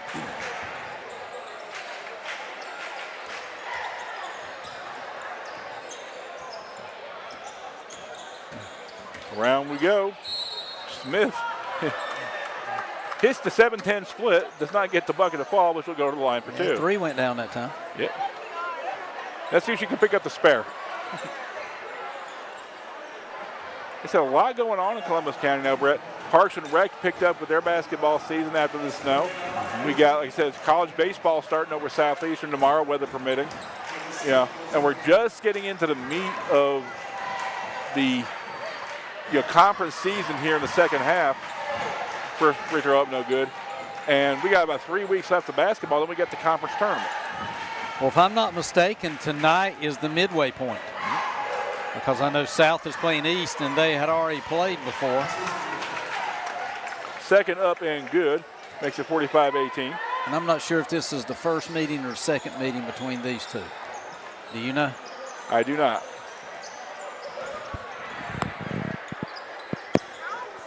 Three is up. Front rim no good. Rebounded by Asia Smith. Back and forth we go. Foul called. Yeah, I just confirmed this actually second meeting between Whiteville and West Columbus this year. I don't mind telling you, Brett, this school year seems to be flying by. Yep. Going to the line. Hey, being a math teacher, it flies by even more. Going to the line is number 11, Kaylin Powell. Minute 13 to go here in the ball game. Back rims it no good.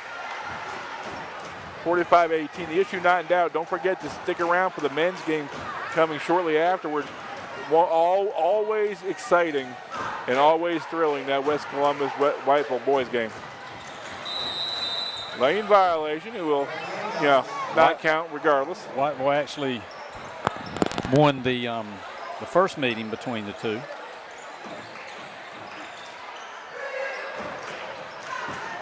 And now you're at West Columbus, so.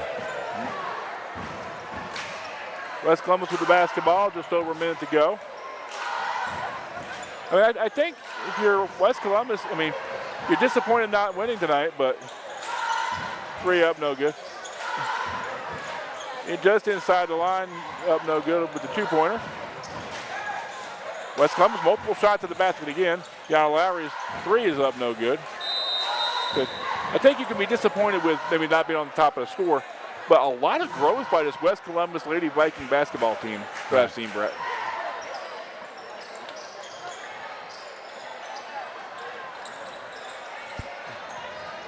West Columbus girls still hustling. Weatherford's layup up no good. Jennings with the basketball in the front court. She'll throw that thing up from anywhere and does not get it to fall, and it'll go out of bounds with 24 seconds to go.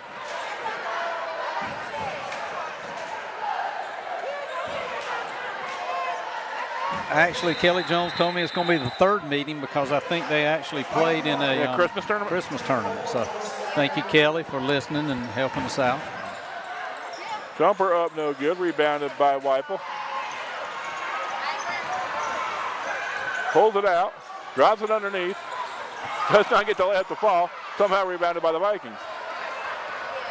10 seconds left. James with the basketball again. I think that's going to do it, Kevin. No more excitement, I believe. Yeah, maybe she got that to fall.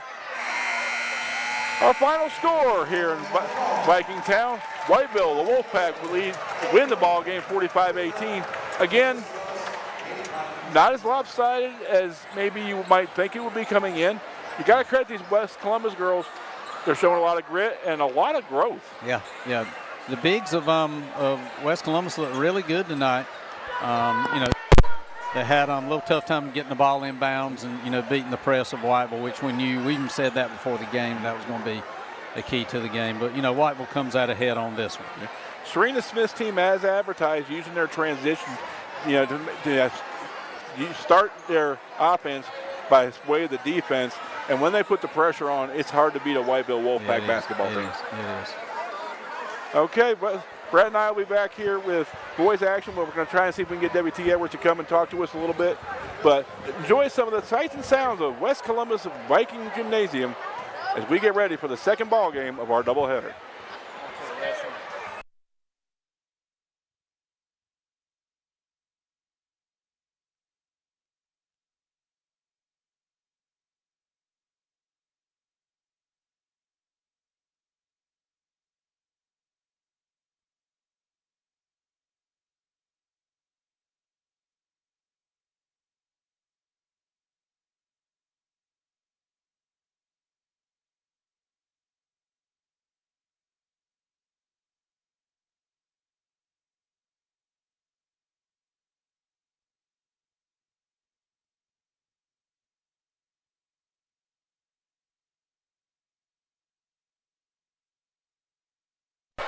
Okay, we are back, and I'll tell you, this is something that is a one-of-a-kind. A W.T. Edwards interview during a basketball game. That's right. W.T. and I have known each other for a number of years, but W.T. is not used to sitting in the bleachers, y'all. W.T. is used to being on the sidelines, and I'm not going to ask you about your loyalties because you got, I appreciate that. You've been on all sides of this. I have. But tell me how different it is the last few years not being on the sidelines during one of these Whiteville West Columbus games. Well, you never get over that rivalry, and you never get over the rivalry, but you never get used to not being on the sidelines when you've been there for so long. So, missing the competitive spirit of it all, but being a principal, I'm proud of being associated with these guys too. So it's exciting. It's different. It's definitely different, but it's exciting. I enjoy. I don't envy the stress that those two coaches have tonight, but that's that part I don't miss. But now the part of being with the guys and the competition behind it, yeah, I definitely miss that. Now, your dad, Worley Edwards, has stayed involved. He's coached. He's officiated. Matter of fact, Brett said he just saw him at a middle school basketball game. And coaching's in your blood. I mean, how hard was it to give up coaching to go into administration? Well, you get to a point where the reason why we are in education is not for ourselves, obviously it's for these kids, and it's for seeing them succeed and being a person of faith. Definitely depend on prayer and depend on God for his guidance, and you get to a point when you know it's time to move to something else because you feel like your impact is leading you somewhere else. So I knew it was time. It was hard, a very hard decision, It was a great group of guys here at West Columbus that I left at the time, and I'm still in contact with all of them. But I knew it was time, and I knew it was time for not only me but my family, and I'm enjoying administration. I really do love it, and the Wolfpack family has been great to me so far. Now, you've been on both sides of this. You've had the girls team, the boys team. Talk to us a little bit. I mean, not a lot of people know the life of a coach. I mean, you come from a family of coaches. Talk to us a little bit about basketball season, how much of your life is devoted to not only what goes on the floor on game night, but practices, all the stuff that involved with being a high school basketball coach. You might need to ask my wife that. It's a lifestyle that people don't understand unless they've done it. Especially when you have kids, it's different too. And the basketball season is a long season. You go through a lot of holidays and a lot of off days. It's a lot of different coaching mentality tactics you have because the kids are out a lot of days. You got to get them here for practice and games. So it's definitely taxing mentally. But at the same time, I love the game of basketball and I loved every second doing it. So the mental capacity for it, you got to have a family that's fully supportive. You got to have a family that understands it, and it always made me smile when I could look up in the bleachers and see my family, my little girls, just like I was there with my dad when he was coaching. So it was full circle. It was always exciting with that. Now, a lot of people, you have the relationship with these kids that goes beyond graduation day. Absolutely. And seeing some of these kids come back and get involved and invested with the program. And I know a big thing for you has always been being a student athlete. 100%. And not only at West Columbus, but at Whiteville, you guys prize these kids being good citizens, in the classroom, being good students in the classroom.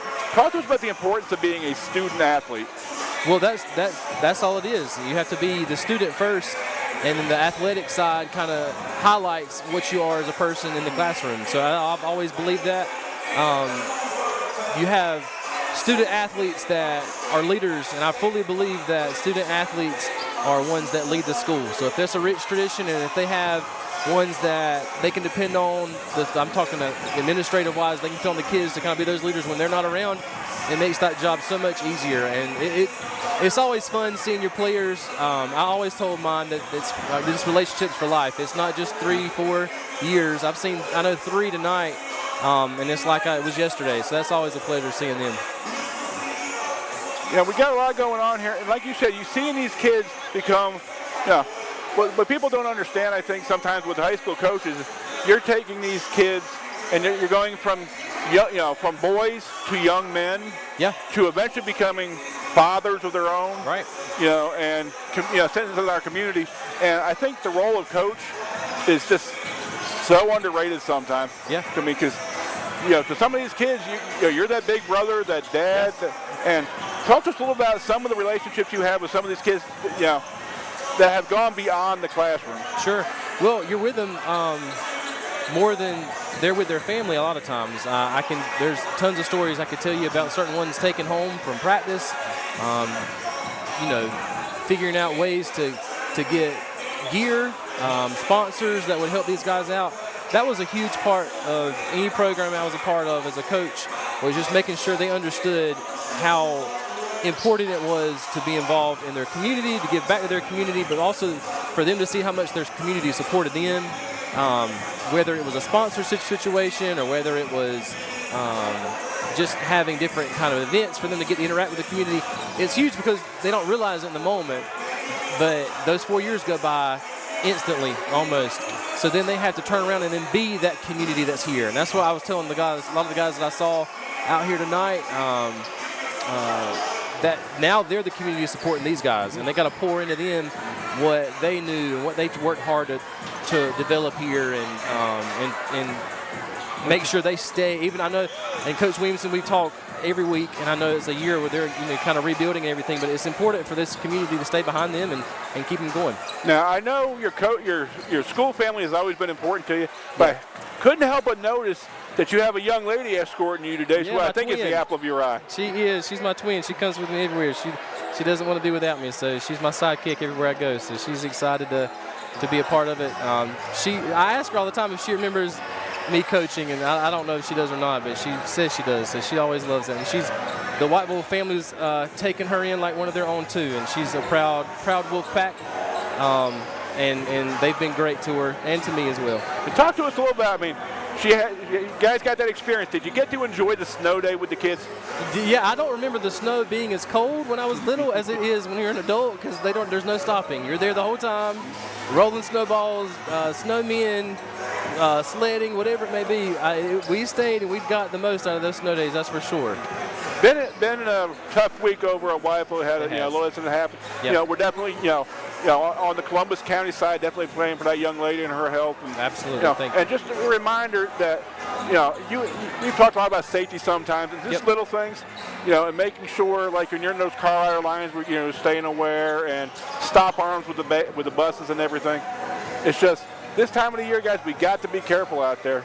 Yeah, and especially where our school is, it's such a busy road out front, and it was a horrible accident that happened, but we're very thankful that young lady is doing great. Scary moment for her and her family, but she's going to be fine. She's going to get to come home soon. I didn't get to talk to the family today, but when I talked to them yesterday, there was a chance she might get to come home today. So God is good. So much glad she's doing better. Absolutely. It's just, your Columbus County brethren, that's one of those times where we were all Columbus County. Sometimes we get caught up in we're east, we're west, we're Whiteville, but that's one of those times we're all Columbus County. That's right, exactly, and that's the part that you're proud of, especially being from Columbus County. Is we're all competitive and we all want to be the best, and there's nothing wrong with that. But when it's time to pull together, and I've noticed that with Whiteville, they are diehard Wolfpack through and through. But I've never been around a group that is so adamant about showing others that spirit in a healthy way, and when people can come to your aid when you need them, it's always refreshing. And I love being in Columbus County, if nothing else but for that fact. I want to hit you up with one last question. Yeah. I know this might be a little out of your ballpark now that you're out of the coaching realm. Conference realignment is coming up very short, and that's going to affect a lot of the schools in Columbus County differently. Yep. Talk to us a little about how it's going to affect Whiteville, and not only that, but just some of the dynamic. Are you in favor of the proposed realignment and what you've seen so far? I think that, always when these things come around, there's some positives, there's some negatives. You're never going to get the perfect situation with it. I'm not upset with it per se. I said when I got out of coaching, I would never want to go back in Fairmont High School's gym, and it looks like we might end up having to go back again. That's a different place, but I'm not upset with it as much. I talked to Coach Williamson a little bit about their travel, but I'm excited for them as well, being a league where they're playing schools about their size. From what I've heard from our school and everything, we're excited about the competition and what's coming up with it. And whatever happens, I know that Wolfpack, we're going to be ready, and we're going to show up no matter who we're playing. So, absolutely. WT Edwards, appreciate you showing up. Always a pleasure, Kevin. We'll be right back in just a few minutes as we go down to Viking Public Address for today's starting lineups.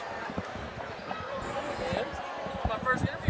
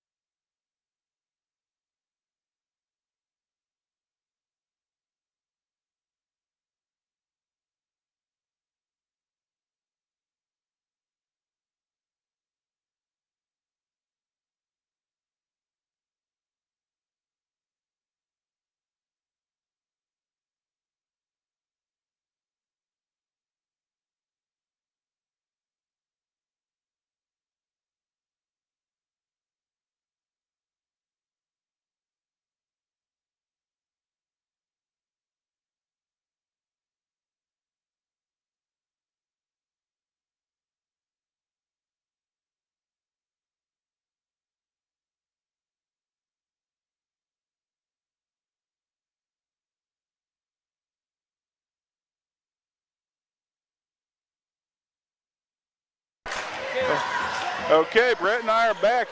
Action underway already. Whiteville, West Columbus. And Brett, it's going to go from fast to even faster with these two teams. Yeah, well, West Columbus got the tip there and is controlling the ball to start out with. DJ Graham with the ball. 3 up around the corner, no good. Fighting his own man for the ball. And it'll stay with West Columbus.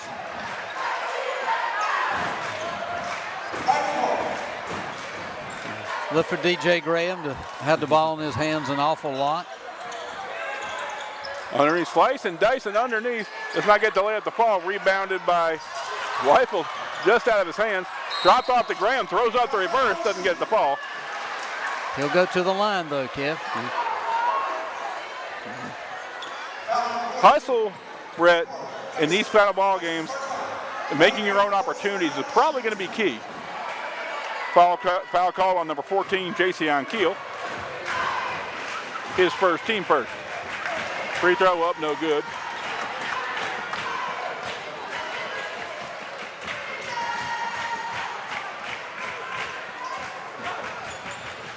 Second is up and good, and the scoring drought is broken at 7:28 to go here in the first quarter.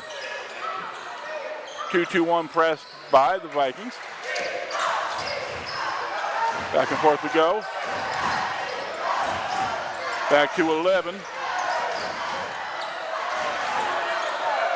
Rudy Jernigan's jumper up, no good.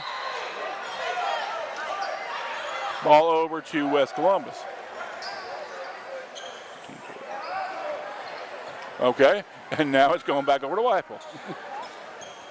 Look for Jernigan and Fisher to throw up a lot from the outside. Not a backcourt call because he was, did not establish in the front court. No backcourt call on that. Ball in the hands of Corey Faison. Faison looks to set the offense. From way downtown. Will Fisher with his first 3.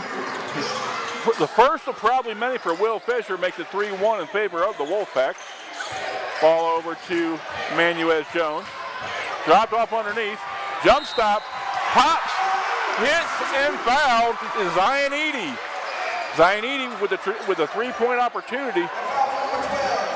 Eady saw that number 12 had left the floor and just waited for him to come down and jumped into him and got the foul. You don't see the traditional jump stop too much anymore.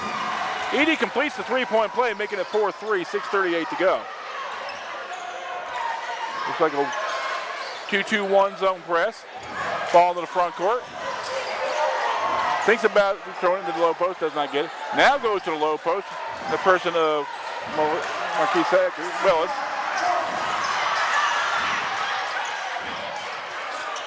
Threads the needle to get the pass through to the front court. Hits back and forth. Headed up, tough play by Bryson Edwards. Gets the ball back to the front court, and we'll reset this thing. Bryson Edwards with a great hustle to get the ball stolen.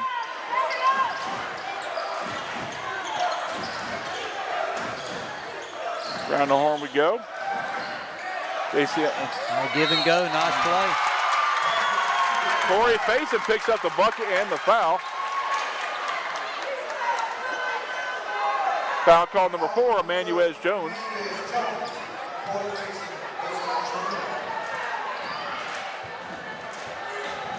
Corey Faison looks to complete the 3-point play, put the Wolfpack up by 2. 5:52 to go here in the first quarter. Whiteville up by 2. Press too much for West Columbus to handle. Tries to get too fancy with the basketball, gives it up on the turnover. Ball up to Graham. Just a bit too far for Gary Brown. Yeah, West Columbus a little bit out of control right now. How hard is it to throttle down and not get out of control? Well, a lot of this is, the first 2 minutes of a game, you're hyped up and stuff. And, you want to settle down a little bit and get into your rhythm. And Whiteville seems to be in that rhythm. Styles Pop does not get the ball.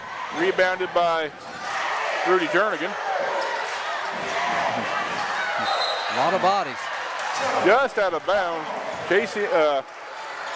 Faison could not get the handle, and he'll turn it over to the Vikings. Vikings in that 1-2-2 trap. West Columbus looking to push the ball to the court. Back to DJ Graham, back to Gary Brown. Brown and Graham playing a two-man game. 3 is up, and 3 is good. DJ Graham. 7-6 our score, 4:50 to go here in the first.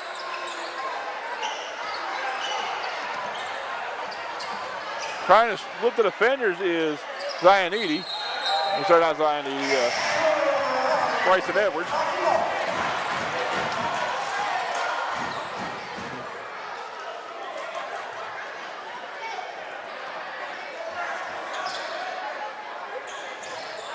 Two-man game once again. Into the front court. From way downtown, does not get it to fall. Probably not a good shot by West Columbus there. Hadn't nobody underneath to rebound there. Took the shot a little bit too early. And that's one where there's no shot and no bad shot unless it's not a good shot. 3 is up. Back rim's no good. Rebounded by number 14, Corey Faison. 3 up, no good. Rebounded by Zion Eady. I got a feeling we're going to see a lot of threes tonight, or attempts of threes. Like that one. Rebounded by Eady. That missed by a foot. Eady got the ball up to Faison. Now back over to Rooney Jernigan. Jernigan with the ball gets it over to Corey Faison. Good look underneath. Missed the shot by 11. Off-balance shot does not fall. Rebounded by the Vikings. Going back the other direction. DJ Graham with the basketball. Plays a two-man game with Emmanuel S. Jones. Gary Brown with the basketball. Over to Jones. Back to Graham. Brown. Probably should have been a foul called there on the first thing. A lot of body there, but nothing called. And there was. Well, I got it underneath. I was talking about the first contact. Probably, against Whiteville. But Jones with his first, team second. 3:15 to go here in the first. Back and forth we go. Hoyt facing with the basketball. Gets it over to Bryson Edwards. Turnaround jumper. Pops no good. Rebounded by Gary Brown. Brown takes the ball to the front court. Gets it over to Graham. Down to Emmanuel S. Jones.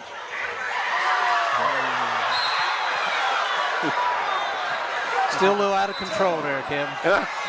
Whiteville coaching staff wondering where the travel was not called. Yeah, I was thinking the same thing. I mean, gets bailed out by the ball out of bounds, but definitely not calling travel. 7-6 our score, and got a lot going on. Nice drop off. 21, and they called the foul. Marlon Herring with the bucket. It's going to be a traditional three-point play. Herring went the back door, found nobody guarding him, dropped off with a sweet assist, and he'll go to the line for the three-point play. That's the second foul, 13 foul. Second foul on Gary Brown, third team. Does not convert the three-point play. Whiteville gets the rebound, and they'll reset the offense up 8-7. Fisher with the ball, gets it over to the head of the key. Give and go. Sweet give and go, and Corey Faison picks up the bucket. They scored 3 baskets off that give and go on that right side. Gotta shut the back door, otherwise it's gonna be a long night for the Vikings. Graham with the basketball. Sorry, Brown with the basketball. Tries to force it into Graham, somehow gets it in. Drops it off underneath, jump stop. Block is number 11, Zion Eady. He's out of bounds on that sideline. Gonna go back to West Columbus. This is where our coaches are going to get older and older, because it's the little things right now, being a little careless with the basketball, it's hurting both teams.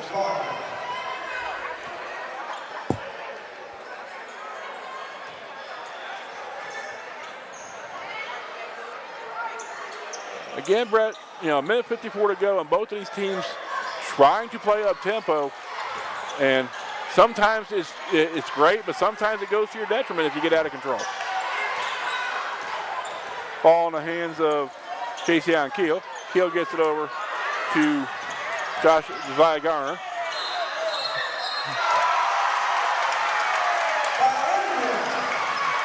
Garner gets the bucket and the harm. Coach Rose wanted the walk there, but didn't get it. Marlon Herring picks up his first, team third. And going to the line is DJ Graham. Does not convert the three-point play. 10-9 our score, 1:37 to go here in the first. Whiteville with the basketball. Nice. Give and go, and the bucket goes to Marlon Herring. And when you leave your feet that that high up, Brett, it just leads to a lot of bad karma. Yep. Dropping it off underneath. Gets his pocket pick. Corey Payson with the basketball. Payson throws it up. Foul is called on the floor. With the fourth foul on Whiteville. One more in this quarter is going to be free throws. On West Columbus. Yeah, on West Columbus, my fault. That was the first foul called on DeMond Williams, team fourth.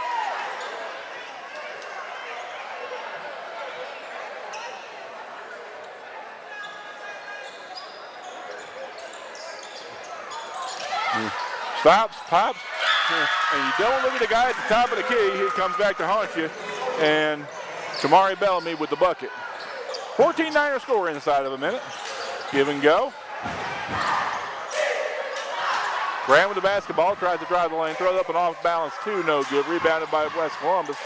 Graham gets the ball back, throws up a three, does not get the ball. And it will be Whiteville basketball with 40 seconds to go.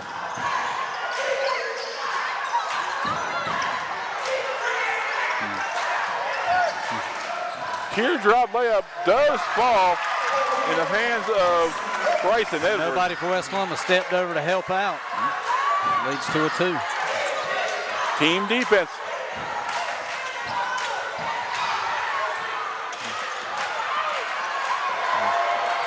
Somehow Graham gets in the front court. Does not. And we got a foul called underneath.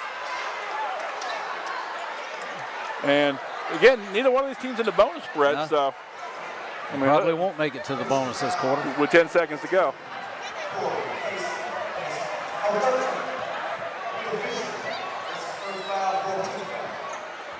First foul on Corey Payson.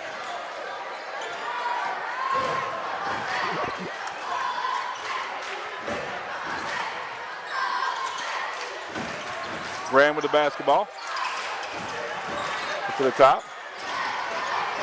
Bryson.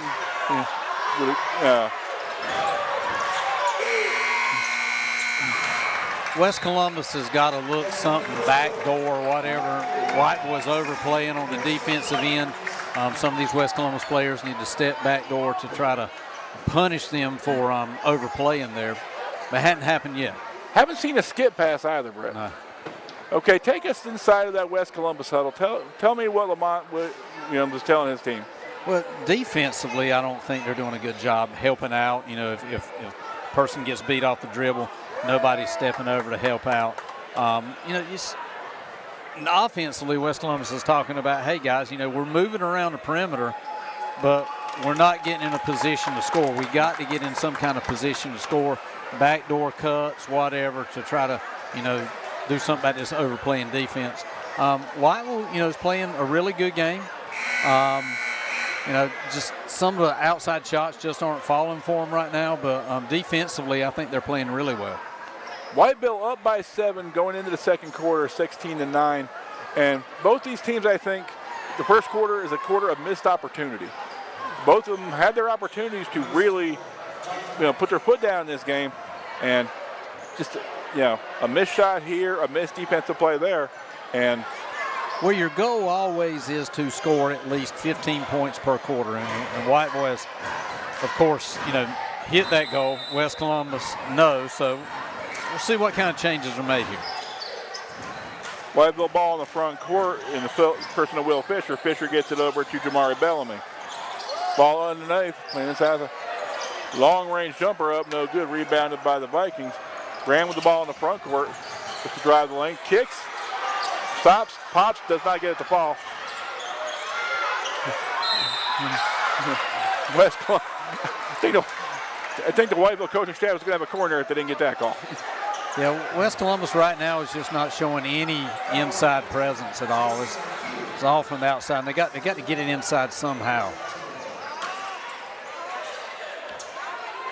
Fisher with the basketball in the backcourt.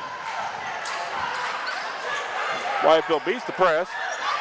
Stops, does not get it to fall. Rebounded by West Columbus in the hands of Damon Williams. Probably should have gave that ball up there. Really wasn't a good shot there, 3-on-2. Driving the lane, does not get it to fall. A little bit of, 1-on-4 basketball. That's got to be a foul. We'll go to the line for 3. 3 shots. As you don't want to make that foul 25 feet from the bucket. Right. Foul called number 20. That is Josiah Garner. And now you got,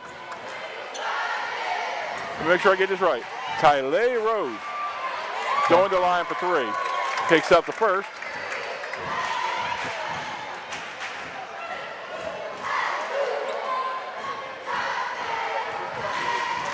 Picks up the second. Usually when you foul a 3-point shooter like that, they usually cash in on all 3 of them.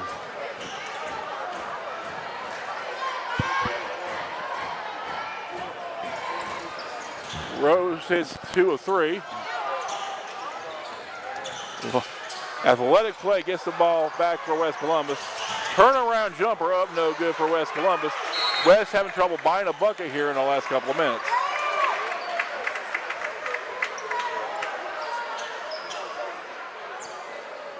Another foul on 20, just had the one before. Garner picks up his second, team third here in the second. His second in the last 7 seconds. West having trouble finding the bucket in the last 2 to 3 minutes, Brett. And you really can't get too far behind in this game, otherwise you could, it's going to be tough to get back in.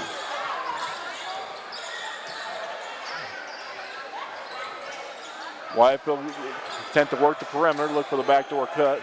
It's been so effective for them.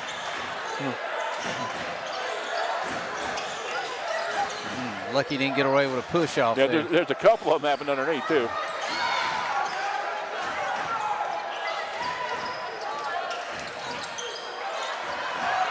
Turnaround jumper up, no good. Rebounded by Cyanide.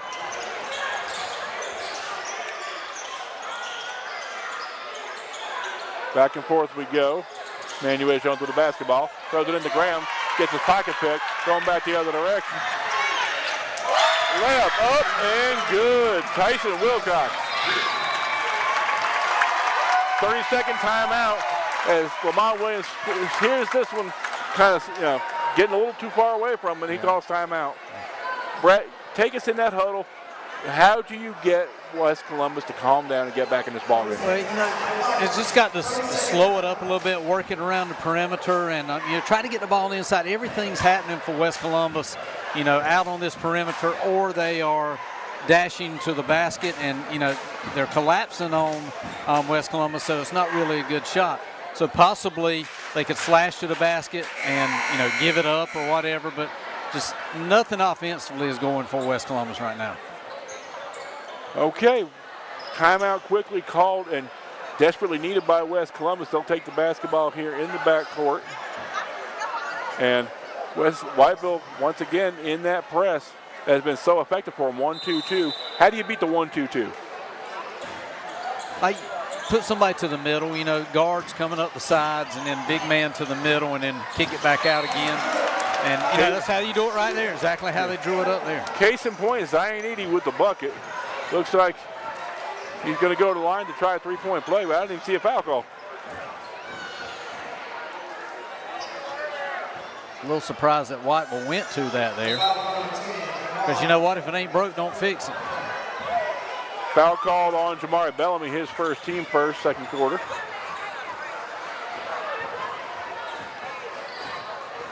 And I think my question to you at the beginning of the quarter was, how does West Columbus get back in his ball game? And I think it's one bucket at a time. Yeah. And make stops. I mean, you got to play defense too. Pacing with the basketball. I mean, that's just, and there was a block there. That's just not the area you want Whiteville to get the ball at. Ball in the low post. Trap.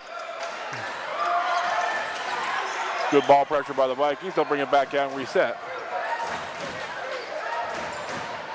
Pacing with the basketball, top of the key, gets it around to Caleb McLean. McLean almost trips coming through, does not get the jumper to fall. Ball rebounded by Graham. Into the front court goes J.C. Keel. Hawking the passing lanes is Justin Ward. Ward does not get the call. Out of bounds off of West Columbus. It'll stay with the Wolfpack. And I'll tell you, got to credit these Wolfpack players because, you know, we got good ball pressure, but the backside defender is constantly hawking that passing lane. From way downtown, does not get the ball, rebounded by Sam Battle.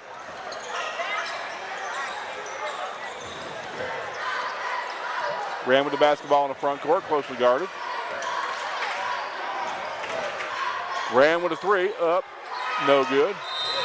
Over the back is Zion Eady, and he'll get called. We'll go back the other direction. Fourth foul this quarter on West Columbus. His first, team fourth, and you're not going to get it back in one chunk, but you got to stay out of foul trouble if you're West Columbus.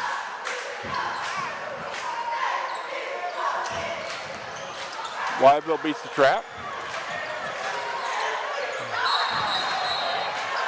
Too many steps, and we'll go back the other direction.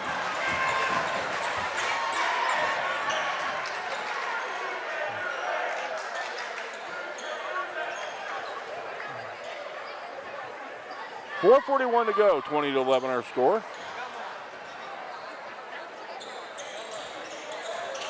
Once again, the trap. West Columbus walking the ball at the floor, gets in the front court. Emmanuel Jones just too far out of control, barely gets the possession back. You know, used to that used to be an automatic walk when you went to your butt, but they allow you to go down and try to get rid of it. I wasn't that coordinated to begin with. I went to my butt. I usually stay there a while. Yeah. Back and forth. The heck of a battle going on between. They're going to call now West Columbus? Call on West Columbus. J.C. Keel throwing the elbow. Wow. And both of these, both him and Bryson Edwards were jockeying for position. And honestly, you could have called neither one at that point. I agree. So Whiteville's going to go to the line with the next 4 minutes and 10 seconds to go for the whole quarter.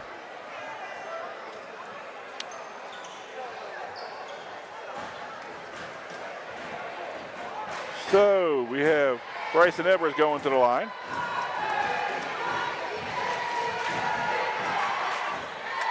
Here's the first one.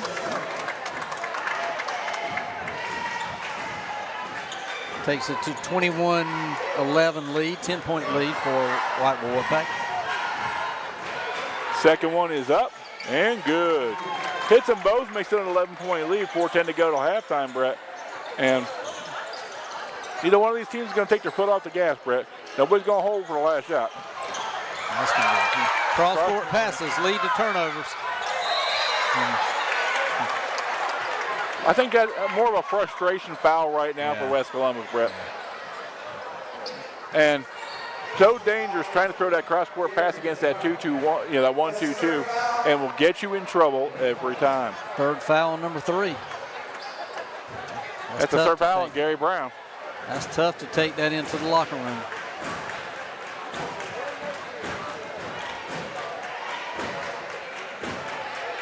First is up and good by Marlon Herring.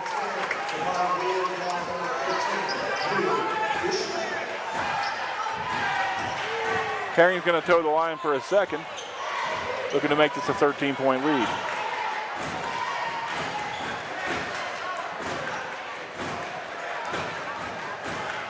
Second is up. Front rim's no good. Rebounded by Graham. Graham gives it to Emmanuel Jones.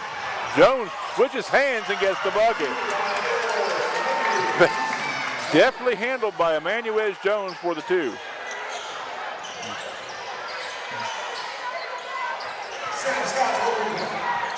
The walk. Oh my goodness. You missed that one.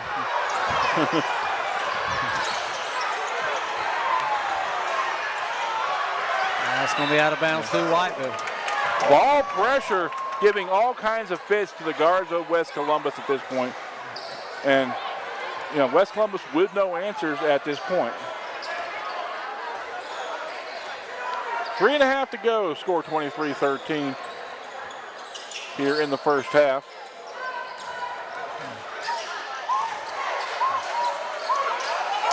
Up and good. Whiteville's doing a good job of driving the lane and then dishing off with open shot. Simple. Scored a lot of their baskets that way. Give and go, find the open man. Heads up basketball by the Wolfpack. Too much pressure, too much Wolfpack at this point. It's got to be a foul, yeah.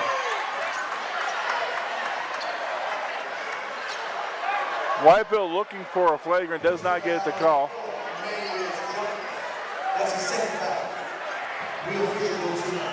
Fisher going to the line. You hadn't heard much out of Fisher tonight. He hit that first 3 of the game, and then it's been rather quiet since then. Hits the first.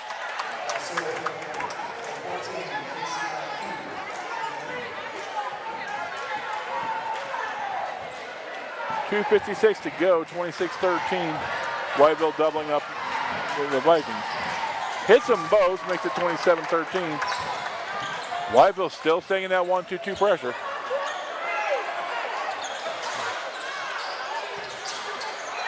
Back door, throws it just a bit too far. This was a little bit out of control. Graham's going to look to stop, pop, throw up a prayer, and gets a 14-foot jumper. Graham's jumper makes it 27-15, 2:32 to go.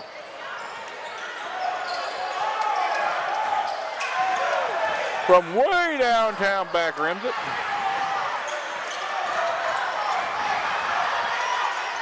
Jason Kidd with the ball in the front court, drops it off. Block called. It'll be on the floor on the baseline. Foul court on Josiah Garner. His first, team second in the second quarter.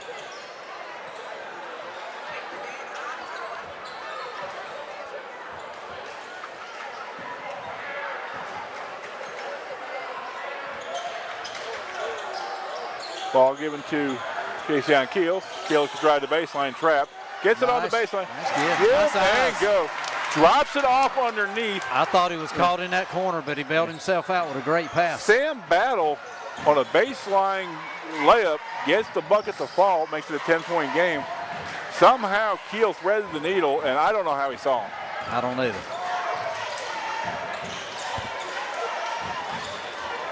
Minute 45 to go, 27-17 our score. Got an offensive foul and a legal screen. Yep. 24, that'd be Jamal Taylor with a moving screen.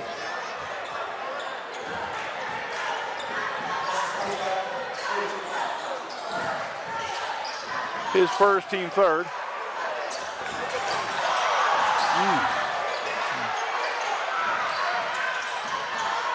Three up, back rim no good. Wow. Leaning backward is Zion Eady. Somehow gets the layup to go, gets harmed, and he'll go to the line for the third three-point play. West Columbus cutting into it a little bit here, sneaking it in. Got a chance to cut it to what? 7. 7 now? Gets it to fall, 27-20 our score, a minute 20 to go here in the first half. West Columbus with a little bit of pressure. Oh, he wasn't expecting the pass. Turnover by Whiteville. West Columbus looking to cut it to 5 or even 4. Only a walk. Walk. Oh, foul on the floor. Foul on the floor. And that should be the 5th, I believe. Yeah, he's going to go to the line.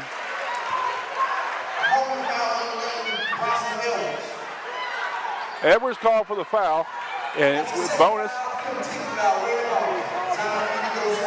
Talk to me about how the bonus is this year. I thought it was 1-1, but I guess it's 2 shots with 5. So there's no such thing as a 1-1 anymore? I don't know. Because he called it on the floor, it couldn't have been a shooting foul. I don't know. 6-point game. We'll be talking to Franklin shortly. We, either tonight after the ball game or sometime tomorrow. We're going to get a ruling on that. We need to keep up with the rules if we're going to call this stuff. Yeah, it's true. Minute and 3 to go. 6-point lead by Whiteville. Pitcher drops it off. Long range three. Jamari Bellamy from somewhere south of 701 gets a 3-point bucket. Big bucket for the Wolfpack there.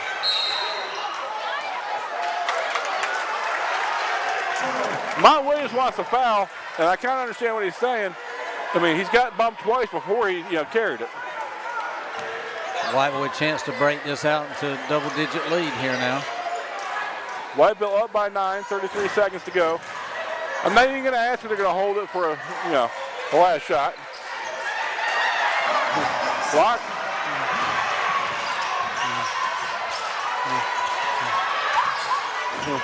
Oh, helter skelter, here we go.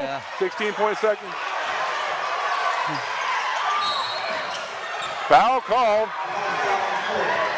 Probably was about 4 fouls before that. I thought he was going to bust up with 3 seconds. That's what I was thinking. That's the only thing I thought it could be at that point. Second foul called on number 12, Rudy Jernigan. Going to the line is Sam Battle. Battle's first one rims in and out. 12 seconds to go.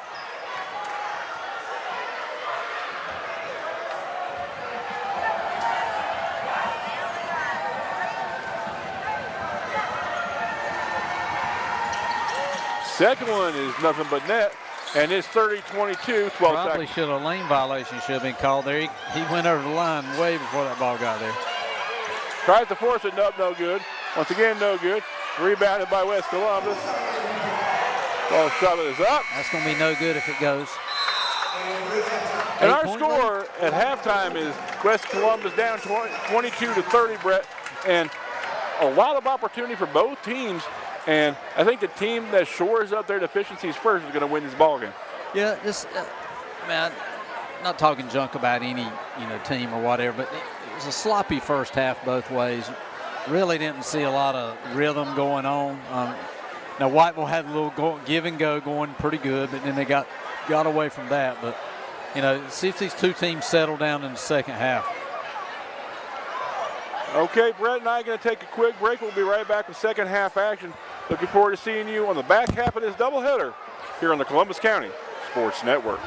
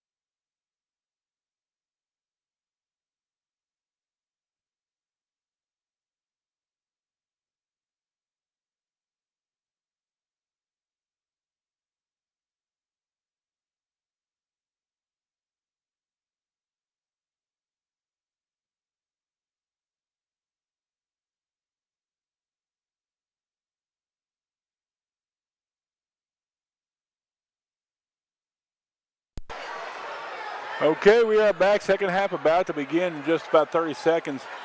Brett and I have seen a lot of opportunity for both teams go by the wayside. And I think, Brett and I, especially Brett has told specifically, the team that gets in the locker room and shores up those missed opportunities is going to be the team that eventually wins this ball game. This game still could go either way. It's an 8-point game. Swing here, swing there. The teams want to win in this game. So I hate to see it. Fighting game coming up. West Columbus will start the half going from right to left, and Whiteville will be going from left to right. Manuez Jones with the basketball, closely guarded by Fisher. Somehow threads the needle, tied up underneath, and it looks like it will be Whiteville basketball. We talked about a while ago the slashing to the basket and dishing, and that's what they tried to do there. But Whiteville did a good job of covering that up. Something to be said for maybe too many dribbles in the paint. Breaking the pressure as Jason Keel drops it off underneath. Too far underneath the back bucket to get it to fall. West Columbus with the rebound going the other direction. Jones with the basketball. Gets it back over to Graham. Over and back. And West Columbus there because that was going to be a sure score. just I thought it was a steal. something to be said for court awareness and knowing where you're at. And gets his pocket pick, takes a step back and gets called. Payson with the basketball, takes it in the front court, gets it over to Will Fisher. And we got a moving screen coming back the other direction. Offensive foul number 14. I thought it was going to go a little bit smoother, but it settled in. Maybe next quarter. Jones with the ball. Looking to cross half court off the press. Almost a backcourt violation. Stop jumper. Does not fall. Put back, no good. Once again, West Columbus with a rebound. Over to Jones. Back to Graham. Graham's three. Back rim's no good. Rebounded by Whipple.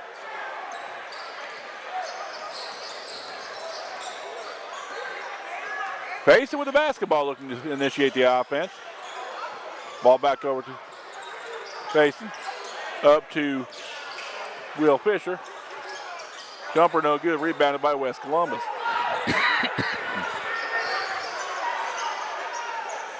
Manuez Jones thinks about a long three. No, pulls it back. Trying to force a shot. Bailed out by the defense is West Columbus.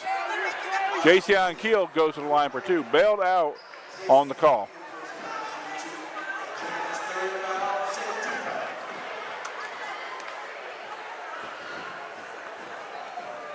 Keel's first.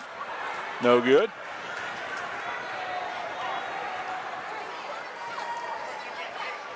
Our score was 6:20 to go here in the third quarter. Whiteville up 30-22. Second, nothing but net, 30-23. West Columbus looks to pressure. 1-2-2. Fisher to Payson. Back over to Bryson Edwards. Foul on the floor. Foul called on number 10, Devon Williams. His second, team first, second half. Backdoor cut, does not get the fall. A lot of contact. Layup up and good for Jason Keel. West Columbus coming back into this ballgame quick. Pitcher drops it off. Three is up and good by Rudy Jernigan. Back up to an 8-point lead. Over to Manuez Jones. Jones trying to get fancy with the ball. Almost loses it. Ball kicked back up to Graham. Graham with the basketball. Jones brings it around to the top of the key. Back over to Graham. Rain spins, throws up a jumper. Fouled off. Yeah. Yeah. Sometimes you get lucky and you get bailed out by a foul call.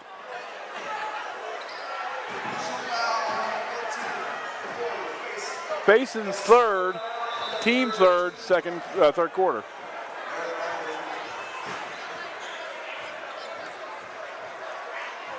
.5:20 to go, an 8-point lead. Boys.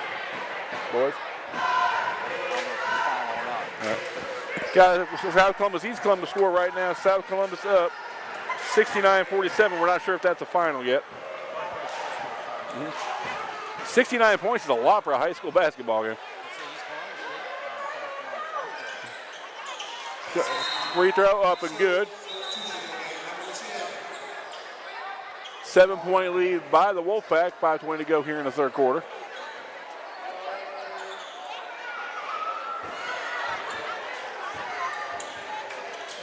Over to Will Fisher. Back and forth we go. Over to the front court to Corey Faison. Ball stolen. Too much, too quick.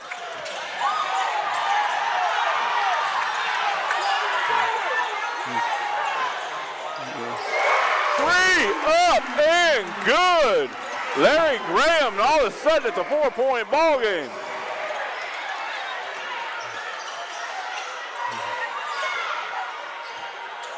Shot jumper up, no good. West Columbus looking to bring this to a 2-point game. 4:38 to go here in the third.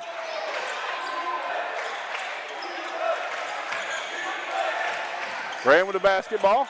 Spins in the lane, drops it off. Back and forth we go. 3-second call against the Vikings. It'll be Whiteville basketball. What was once a 12-point game is now down to 4, Brett. And West Columbus chipping away at this thing. And we got a lot of basketball yet to play.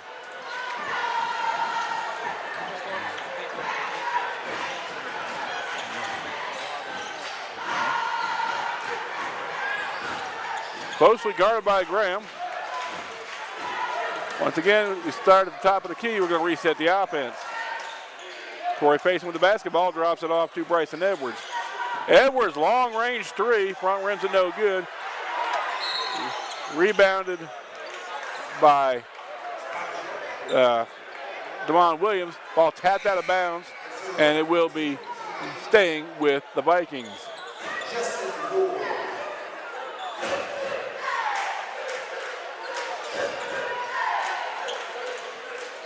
Once again, Whiteville with the pressure.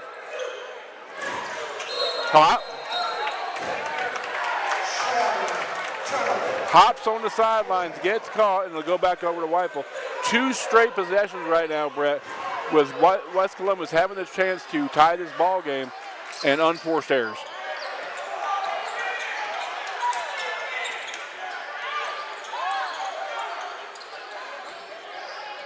Justin at the top of the key. Gets it down to Bryson Edwards. Edwards drops it off underneath. Blocked. Over the back is number 11, Zion Eady. Gets called. I think the block in front was good, but Zion Eady from behind gets him with the body, and he'll go to the line for 2. Jamari Bellamy going to shoot and look to bring us out. Eady's third, team's second, third quarter. First is up and good, 34-29.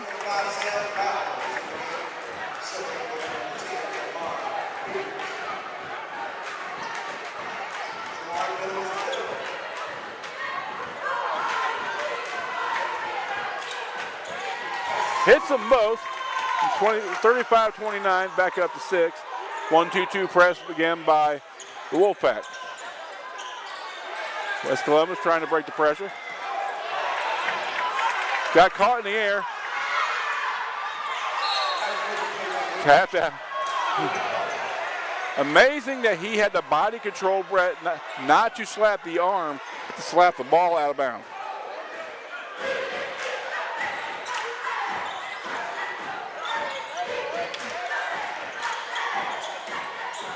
Three is up. Rough rim no good.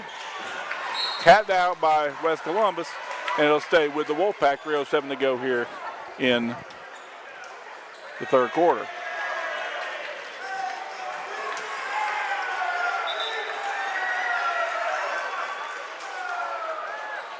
West Columbus has had their opportunities, Brett, to get back in this ball game, and just sometimes just, scratching me in the back. Backdoor cut once again, by Jamari Bellamy, and it's been open there all night, Brett.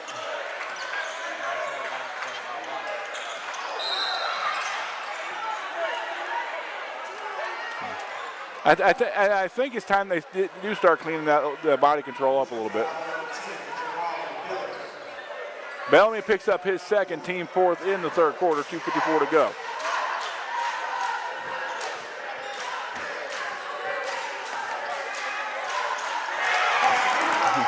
Up and under goes Gary Brown. Picks up the bucket, 37-31 our score. Back we go. Lackadaisical on the back half almost gives up a bucket. Somehow, 21, Marquise Willis gets the body control underneath him and gets the bucket.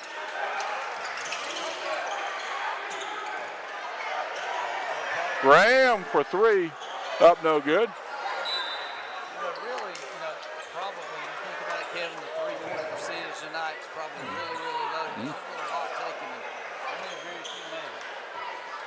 I don't mind doing a three, Brett, if it's in the flow of the offense, but we really are not seeing, you can't just throw it up randomly, and both these teams, are suffering because of it.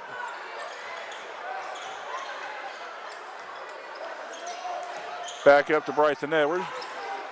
Down to Marlon Herring. Herring trapped and double teamed. Herring gets caught walking. Yep.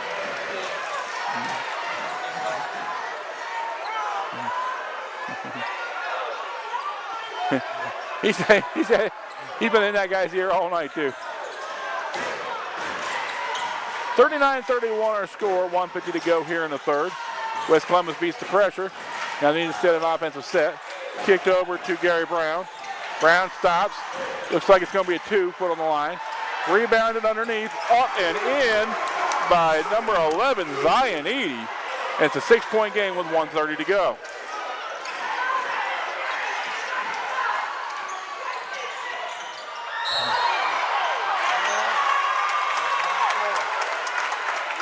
He's going to count it.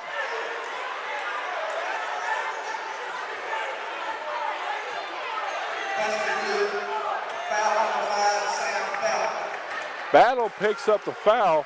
More importantly, he is okay after that crazy fall.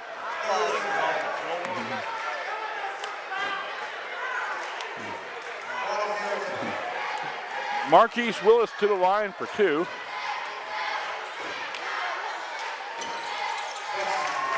Sorry, for one, excuse me. Picks up the three-point play, makes it a 9-point lead. And once again, Whiteville has stretched it out.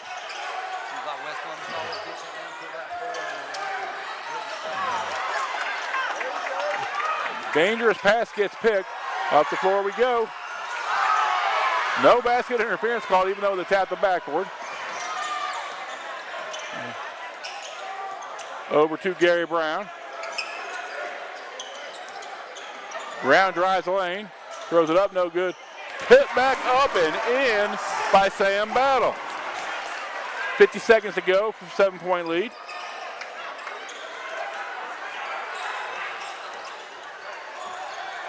Stop jumper up, no good. Rebounded by West Columbus. Tap back off of Marlon Herring.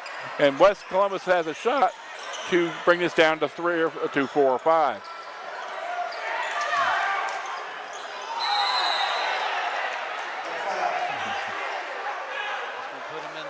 No, that will, actually that will, because that'd be the 5th on Whiteville.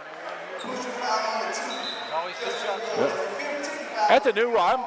That's the first I've seen this. There must not be. Gary Brown to the line shooting two.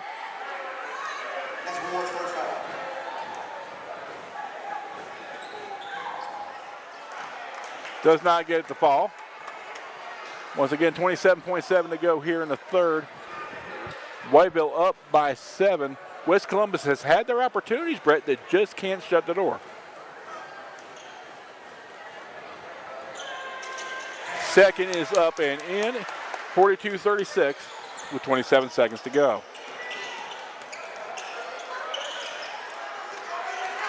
Whiteville breaks the press. Up and in goes Marquise Willis. Willis makes it an 8-point game. 1 possession left for West Columbus. Brown with a 3. Up and in! Off balance 3 brings us back to a 5-point game with 8 minutes to go. Brett, we got one more quarter of action. West Columbus once again brings it to a manageable size chunk.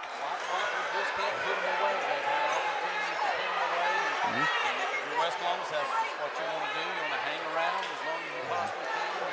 And, if somebody hangs around, that gives them momentum back to the game. So Whiteville needs to extend this out, and the momentum's going to go back to West Columbus. 8 minutes to go. The issue's still in doubt. West Columbus has had it this close before, Brett. But what do they need to do differently this time to shut the door on Whiteville? I think they cut it to a 4 or 5 point game a couple of times. They got a little lackadaisical with their ball handling, turnovers and stuff like that. Try to get this thing in. And now a 50-50 pick is being drawn. I don't think Brett or I won. You got to play to win.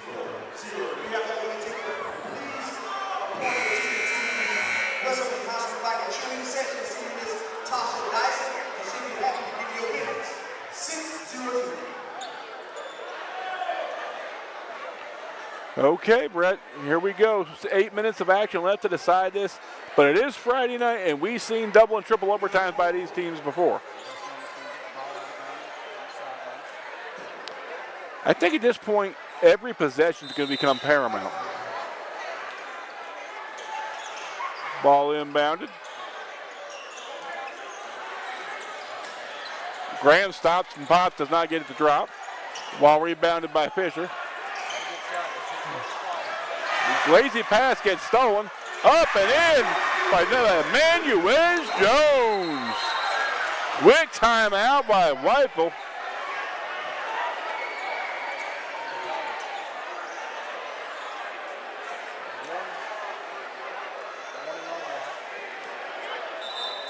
I think Whiteville's still getting the timeout.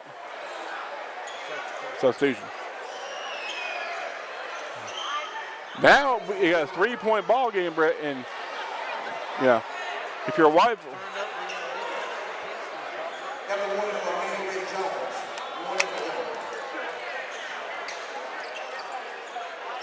3-point lead by the Wolfpack right now. Breaking the press is number 14, Corey Faison. Faison's going to reset the offense, look to get Whiteville back in the scoring column. Into Will Fisher. Fisher throws up an off-balance jumper, no good. Rebounded underneath by Zion Eady. West Columbus can tie the ball game on this possession. Graham over to Manuel Jones. Jones picks up his dribble.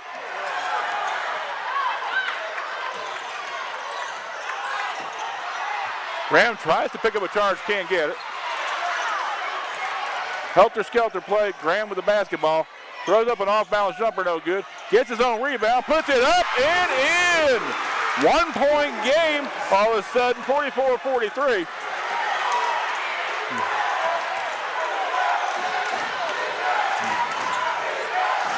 West Columbus making a run. 6:36 to go, 1-point ball game. Whiteville to the top of the key, gonna reset the offense. Defensive intensity for the Vikings, causing havoc at this point.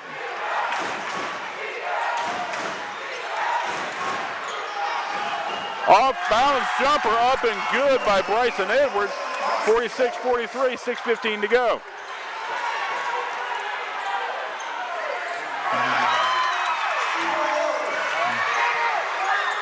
Three up, no good. West Columbus lucky to get the possession back.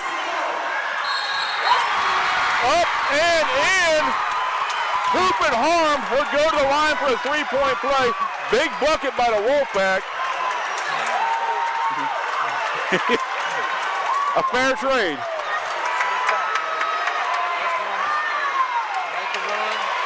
Call a flagrant foul, too.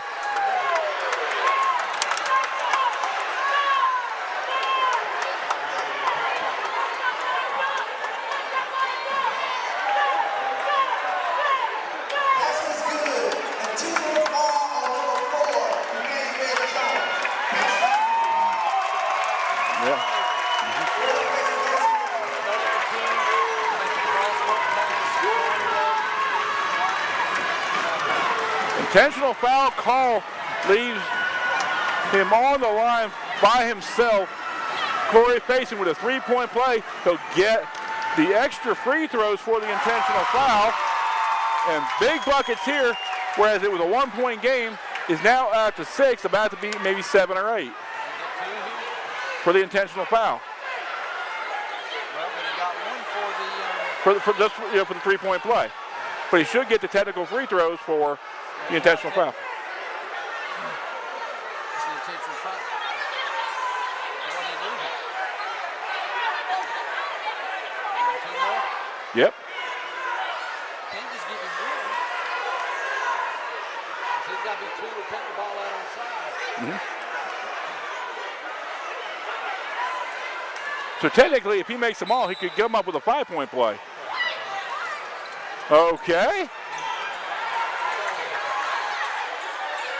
And how do you get it on the baseline? Don't you usually get it on the sideline?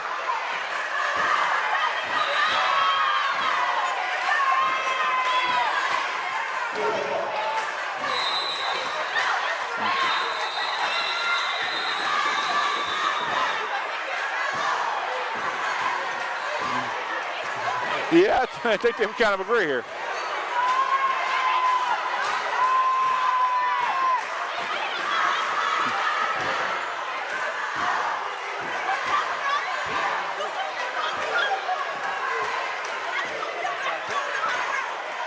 Yep, now there we go.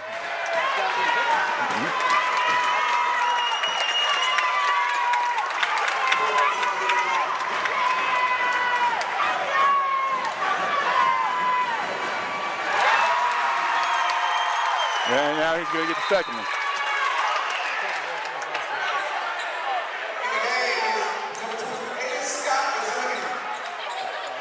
Again, I'm surprised they're giving it to him underneath, though, Brett.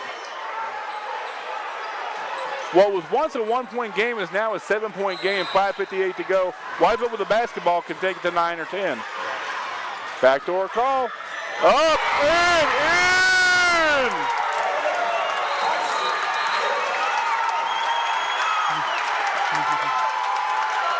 Three-point goal by Rudy Jernigan, and we're at a 10-point game.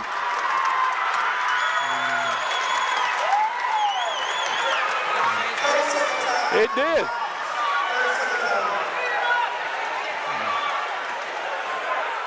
I mean, I think a lot of people are going to be looking at the rule book tonight to see if they did that right. I don't think they did. Somewhere, Franklin. That's how you get one shot. You can get them, raise down the sideline, or get 2 shots. I'm looking at W.T. Edwards, and he was looking kind of around like, well, I don't know.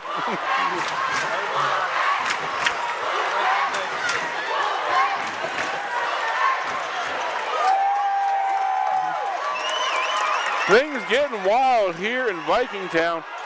Vikings about to come back in this ball game, all of a sudden find themselves back down by 10. Inbound to Gary Brown. Back over to G.J. Graham, back to Brown. Tipped away. Brown gets it back. Back over to Graham. Stolen by Whiteville. Body. They own foul call, gets the hoop, and it's a 55-43 game with 5:30 to go.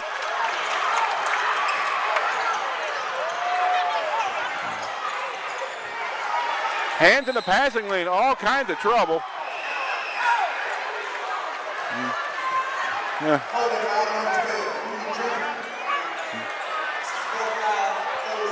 14th foul on Jernigan. First team foul in the fourth quarter, excuse me. There's always some kind of excitement. There couldn't be. We couldn't have a calm night, could we?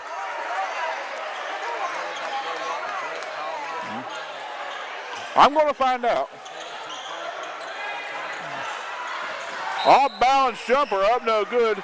Fouled on the way up, and it'll be a 2-point free throw.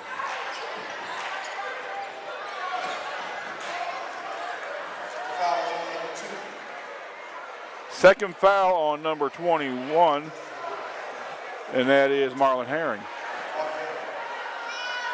Free throw up and good by Emmanuel Jones.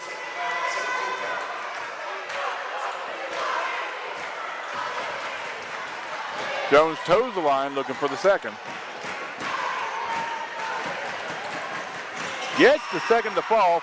Back to a 10-point game, 5:18 to go here in the fourth quarter. 1-2-2 pressure once again by the Vikings. Back and forth we go, trying to get the ball in the front court. Long range jumper, back rim no good.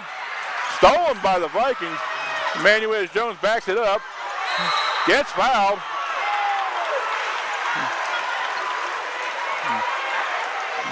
Fourth foul by the Vikings this quarter. His fourth foul. 14th foul. Okay, 13th foul.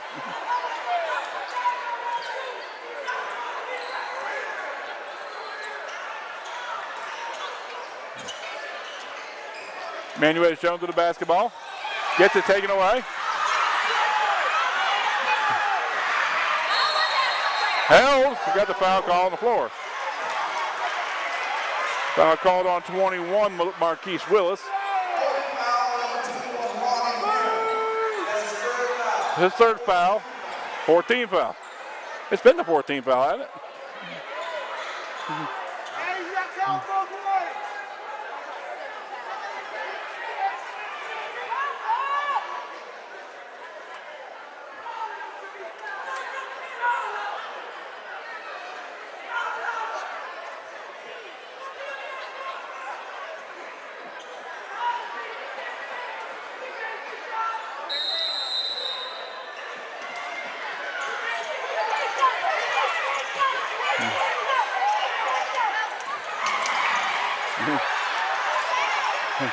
A lot of action. Up and in. Bucket by number 10. That is Kamari Bellamy. Yep. They tried that cross-court pass and got hit several times. Three is up, and it is good. Back to a 15-point lead, 60-45, 4:08 to go.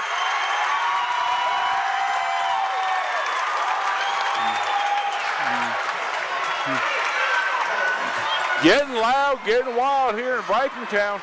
Vikings had their opportunities, starting to get away from them. They're getting, the pressure is causing those cross-court passes, and it's getting picked every time.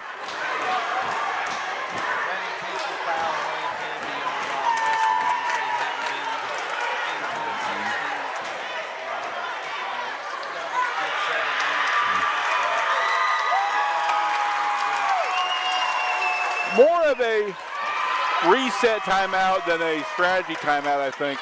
I think frustration kind of getting to West Columbus a little bit. Settle your kids down. Is there enough time to come back from 15?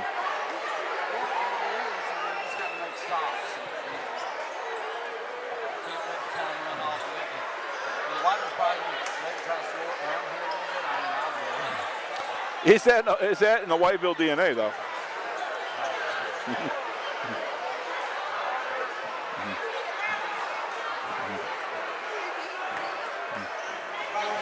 4:08 to go, 60-45 our score. And it does. A lot of back and forth, up and down action. West Columbus gets the ball in the front court, drives it off to Larry Graham. Graham gets the ball popping behind. And That will be the 5th this time. Bryson Edwards foul, his 3rd, team 5th in the 4th quarter. Hey, Ref, you need a whistle once on both sides of the court.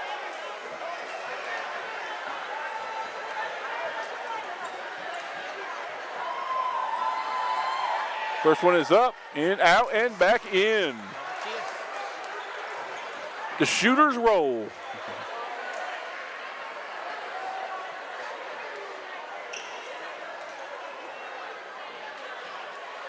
Second one up and in. 13-point lead, 3:56 to go here in the 4th. Important to get points with the clock stopped. If you're West Columbus, you got to make those free throws. Three-pointer up, no good. Gets his own rebound.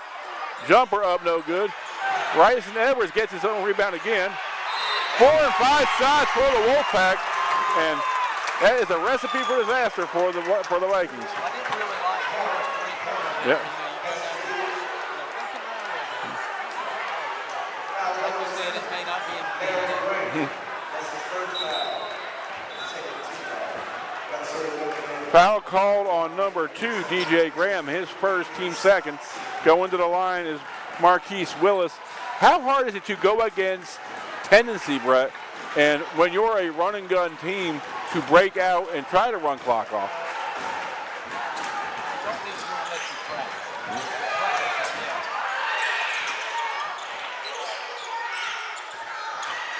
Saved by West Columbus, bringing the ball into the front court, now down by 15. Turnaround jumper by DJ Graham off the front rim, no good. Zionidi trying to control it, gets the ball back to the top of the key, 3 up, no good. Edie tries to get the rebound again, does not get it. 3:10 to go, 15-point lead by the Wolfpack. Long range 3, front rim's no good. Once again, to your point, 2-second possession is not going to help you. Graham off bounds, jumper it up, no good. And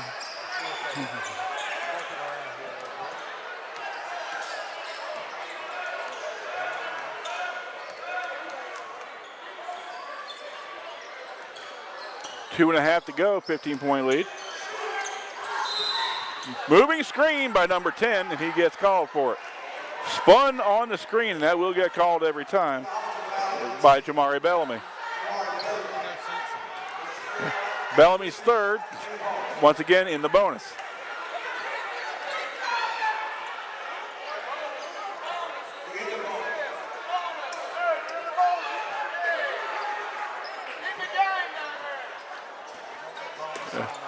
Yeah, with the player control fouls, you don't get the bonus foul on it.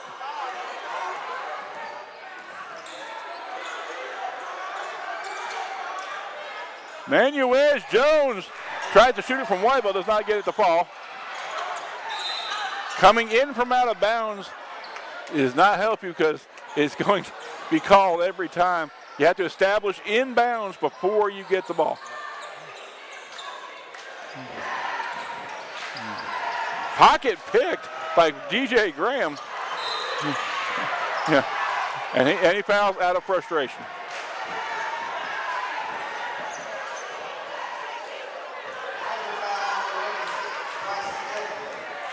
Bryson Edwards 4th. Once again, West Columbus needing points and possessions, and these with the clock stopped are going to be hugely important.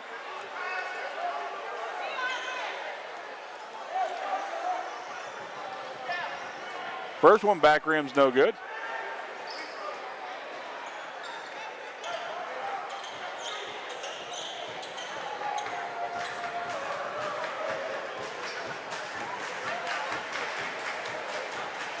Second one is up and in. 62-48 our score, 2:06 to go. Whiteville inbounds the basketball. Pocket almost picked that time. You have a sideline call over to the Vikings. Stepped just on the side when he touched the ball.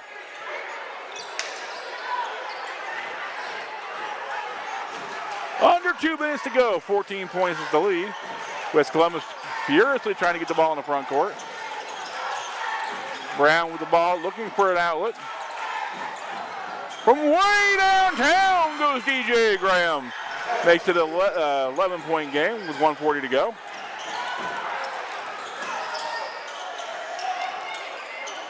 Whiteville breaking the press. Spinning jumper. Does think better of the three-point goal. Going back the other direction by number 2, Justin Ward. That might be the difference. Push from behind.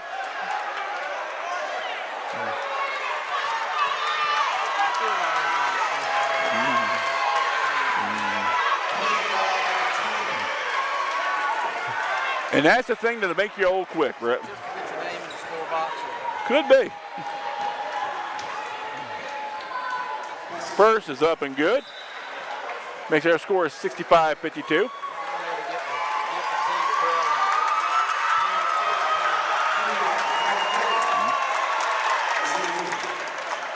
Checking in is number 40, Dion McMillan. I'll get it right in a minute.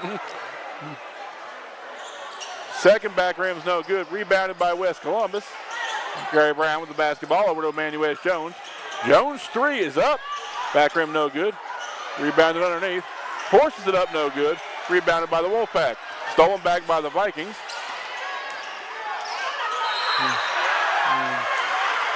Bailed out on the call. But the important thing if you're a Wolfpack fan is, yeah, you got a foul, but they took 5, 6, 7, 8 seconds to get the ball to the basket.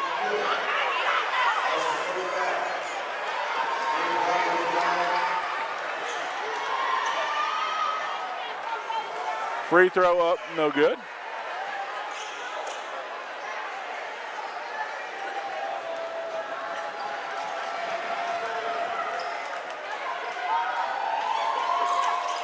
Second one is good and makes our score 65-53. Minute to go in the ball game. Stolen by the Vikings. Off balance shot up, no good. Rebounded by the Vikings once again. Emmanuel Jones. 3 is up and good. 9-point lead, 46 seconds to go. West Columbus just running out of possessions and time. Timeout, Wolfpack. 44.8, 65-56 our score, down to 9. And those missed free throws the last couple of trips, are going to, it's going to be tough to overcome that. Do you have enough time if you're West Columbus to get back in this ball game? Has happened. Whiteville's just taking shots and letting West Columbus get back into the ball game and fouling them. The only thing you got to do is run 44 seconds on the clock. More little foul, you can get to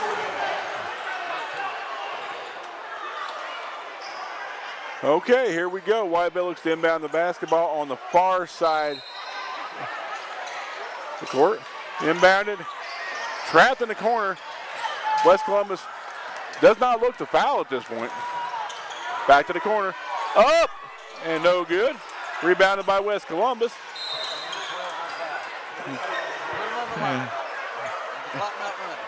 And you can see by the look in the the Whiteville coaching staff, that is not what you wanted to happen.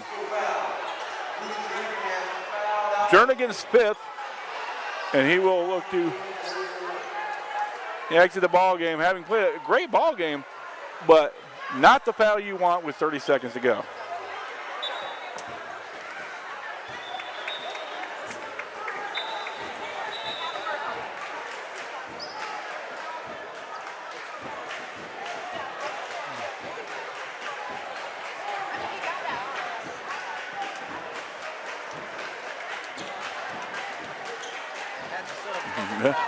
Right. I think he's saying, why did the guy get in the ball underneath? That's just poor mechanics.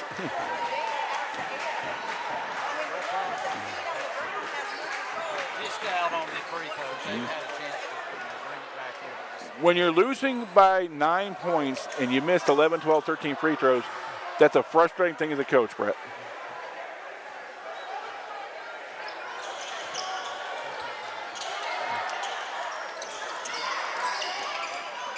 West Columbus trying to foul, just not getting the call.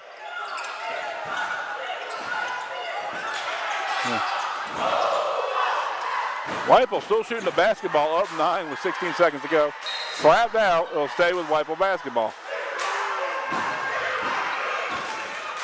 We're getting old quick, brother. 14 seconds to go. Looks like discretion being the better part of valor with a 9-point ball game.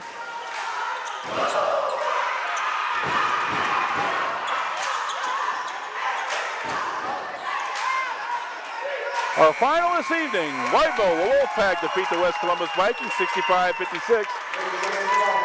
West Columbus had their opportunities this evening. You know, had the door open a few times, just couldn't slam it shut behind them. Had a chance to shut the door. They didn't. Kept West Columbus in it. That the three-point play and foul and stuff was probably one of the biggest differences in the ball game there because it took West Columbus out of it. So, a good ball game and a clean ball game. And a good ball game, just like West Columbus and Whiteville games always do. Opportunity, opportunity, opportunity. And both these teams are young this year, Brett. Younger than they've been, both of them, in several years. And teachable moments on both sides. Whiteville came in tonight and had already played South Columbus last night, so they're probably a little bit tired or whatever. But, Whiteville gets 3 from West Columbus this year. So Brett and I will be back next week from the campus of South Columbus for, hang on here, let me get my schedule here. As long as there's no snow or Now, Brett and I have 2 more basketball games to go, and then I'm going to try and sneak us in some softball, some baseball, Brett. Brett and I have been wanting to do that. Trying to get the opportunity to do so has been a little challenging the last couple of years. Next week, we have Trask at South Columbus on the 7th, and Valentine's Day. Brett and I are going to be here on the campus of West Columbus for East at West. And Indiana Piper and Sean and the girls are going to get you for being another Valentine's Day calling high school basketball. sounds good. Let's go to the house. Let's get some food, big guy. All righty. This is Brett Burr, Kevin Toman, and the great staff of CCCA, Jeff Rudnick, our director this week. Thank you for coming out and joining us for high school basketball. We'll be back next week with the Columbus County Game of the Week on the Columbus County Sports Network.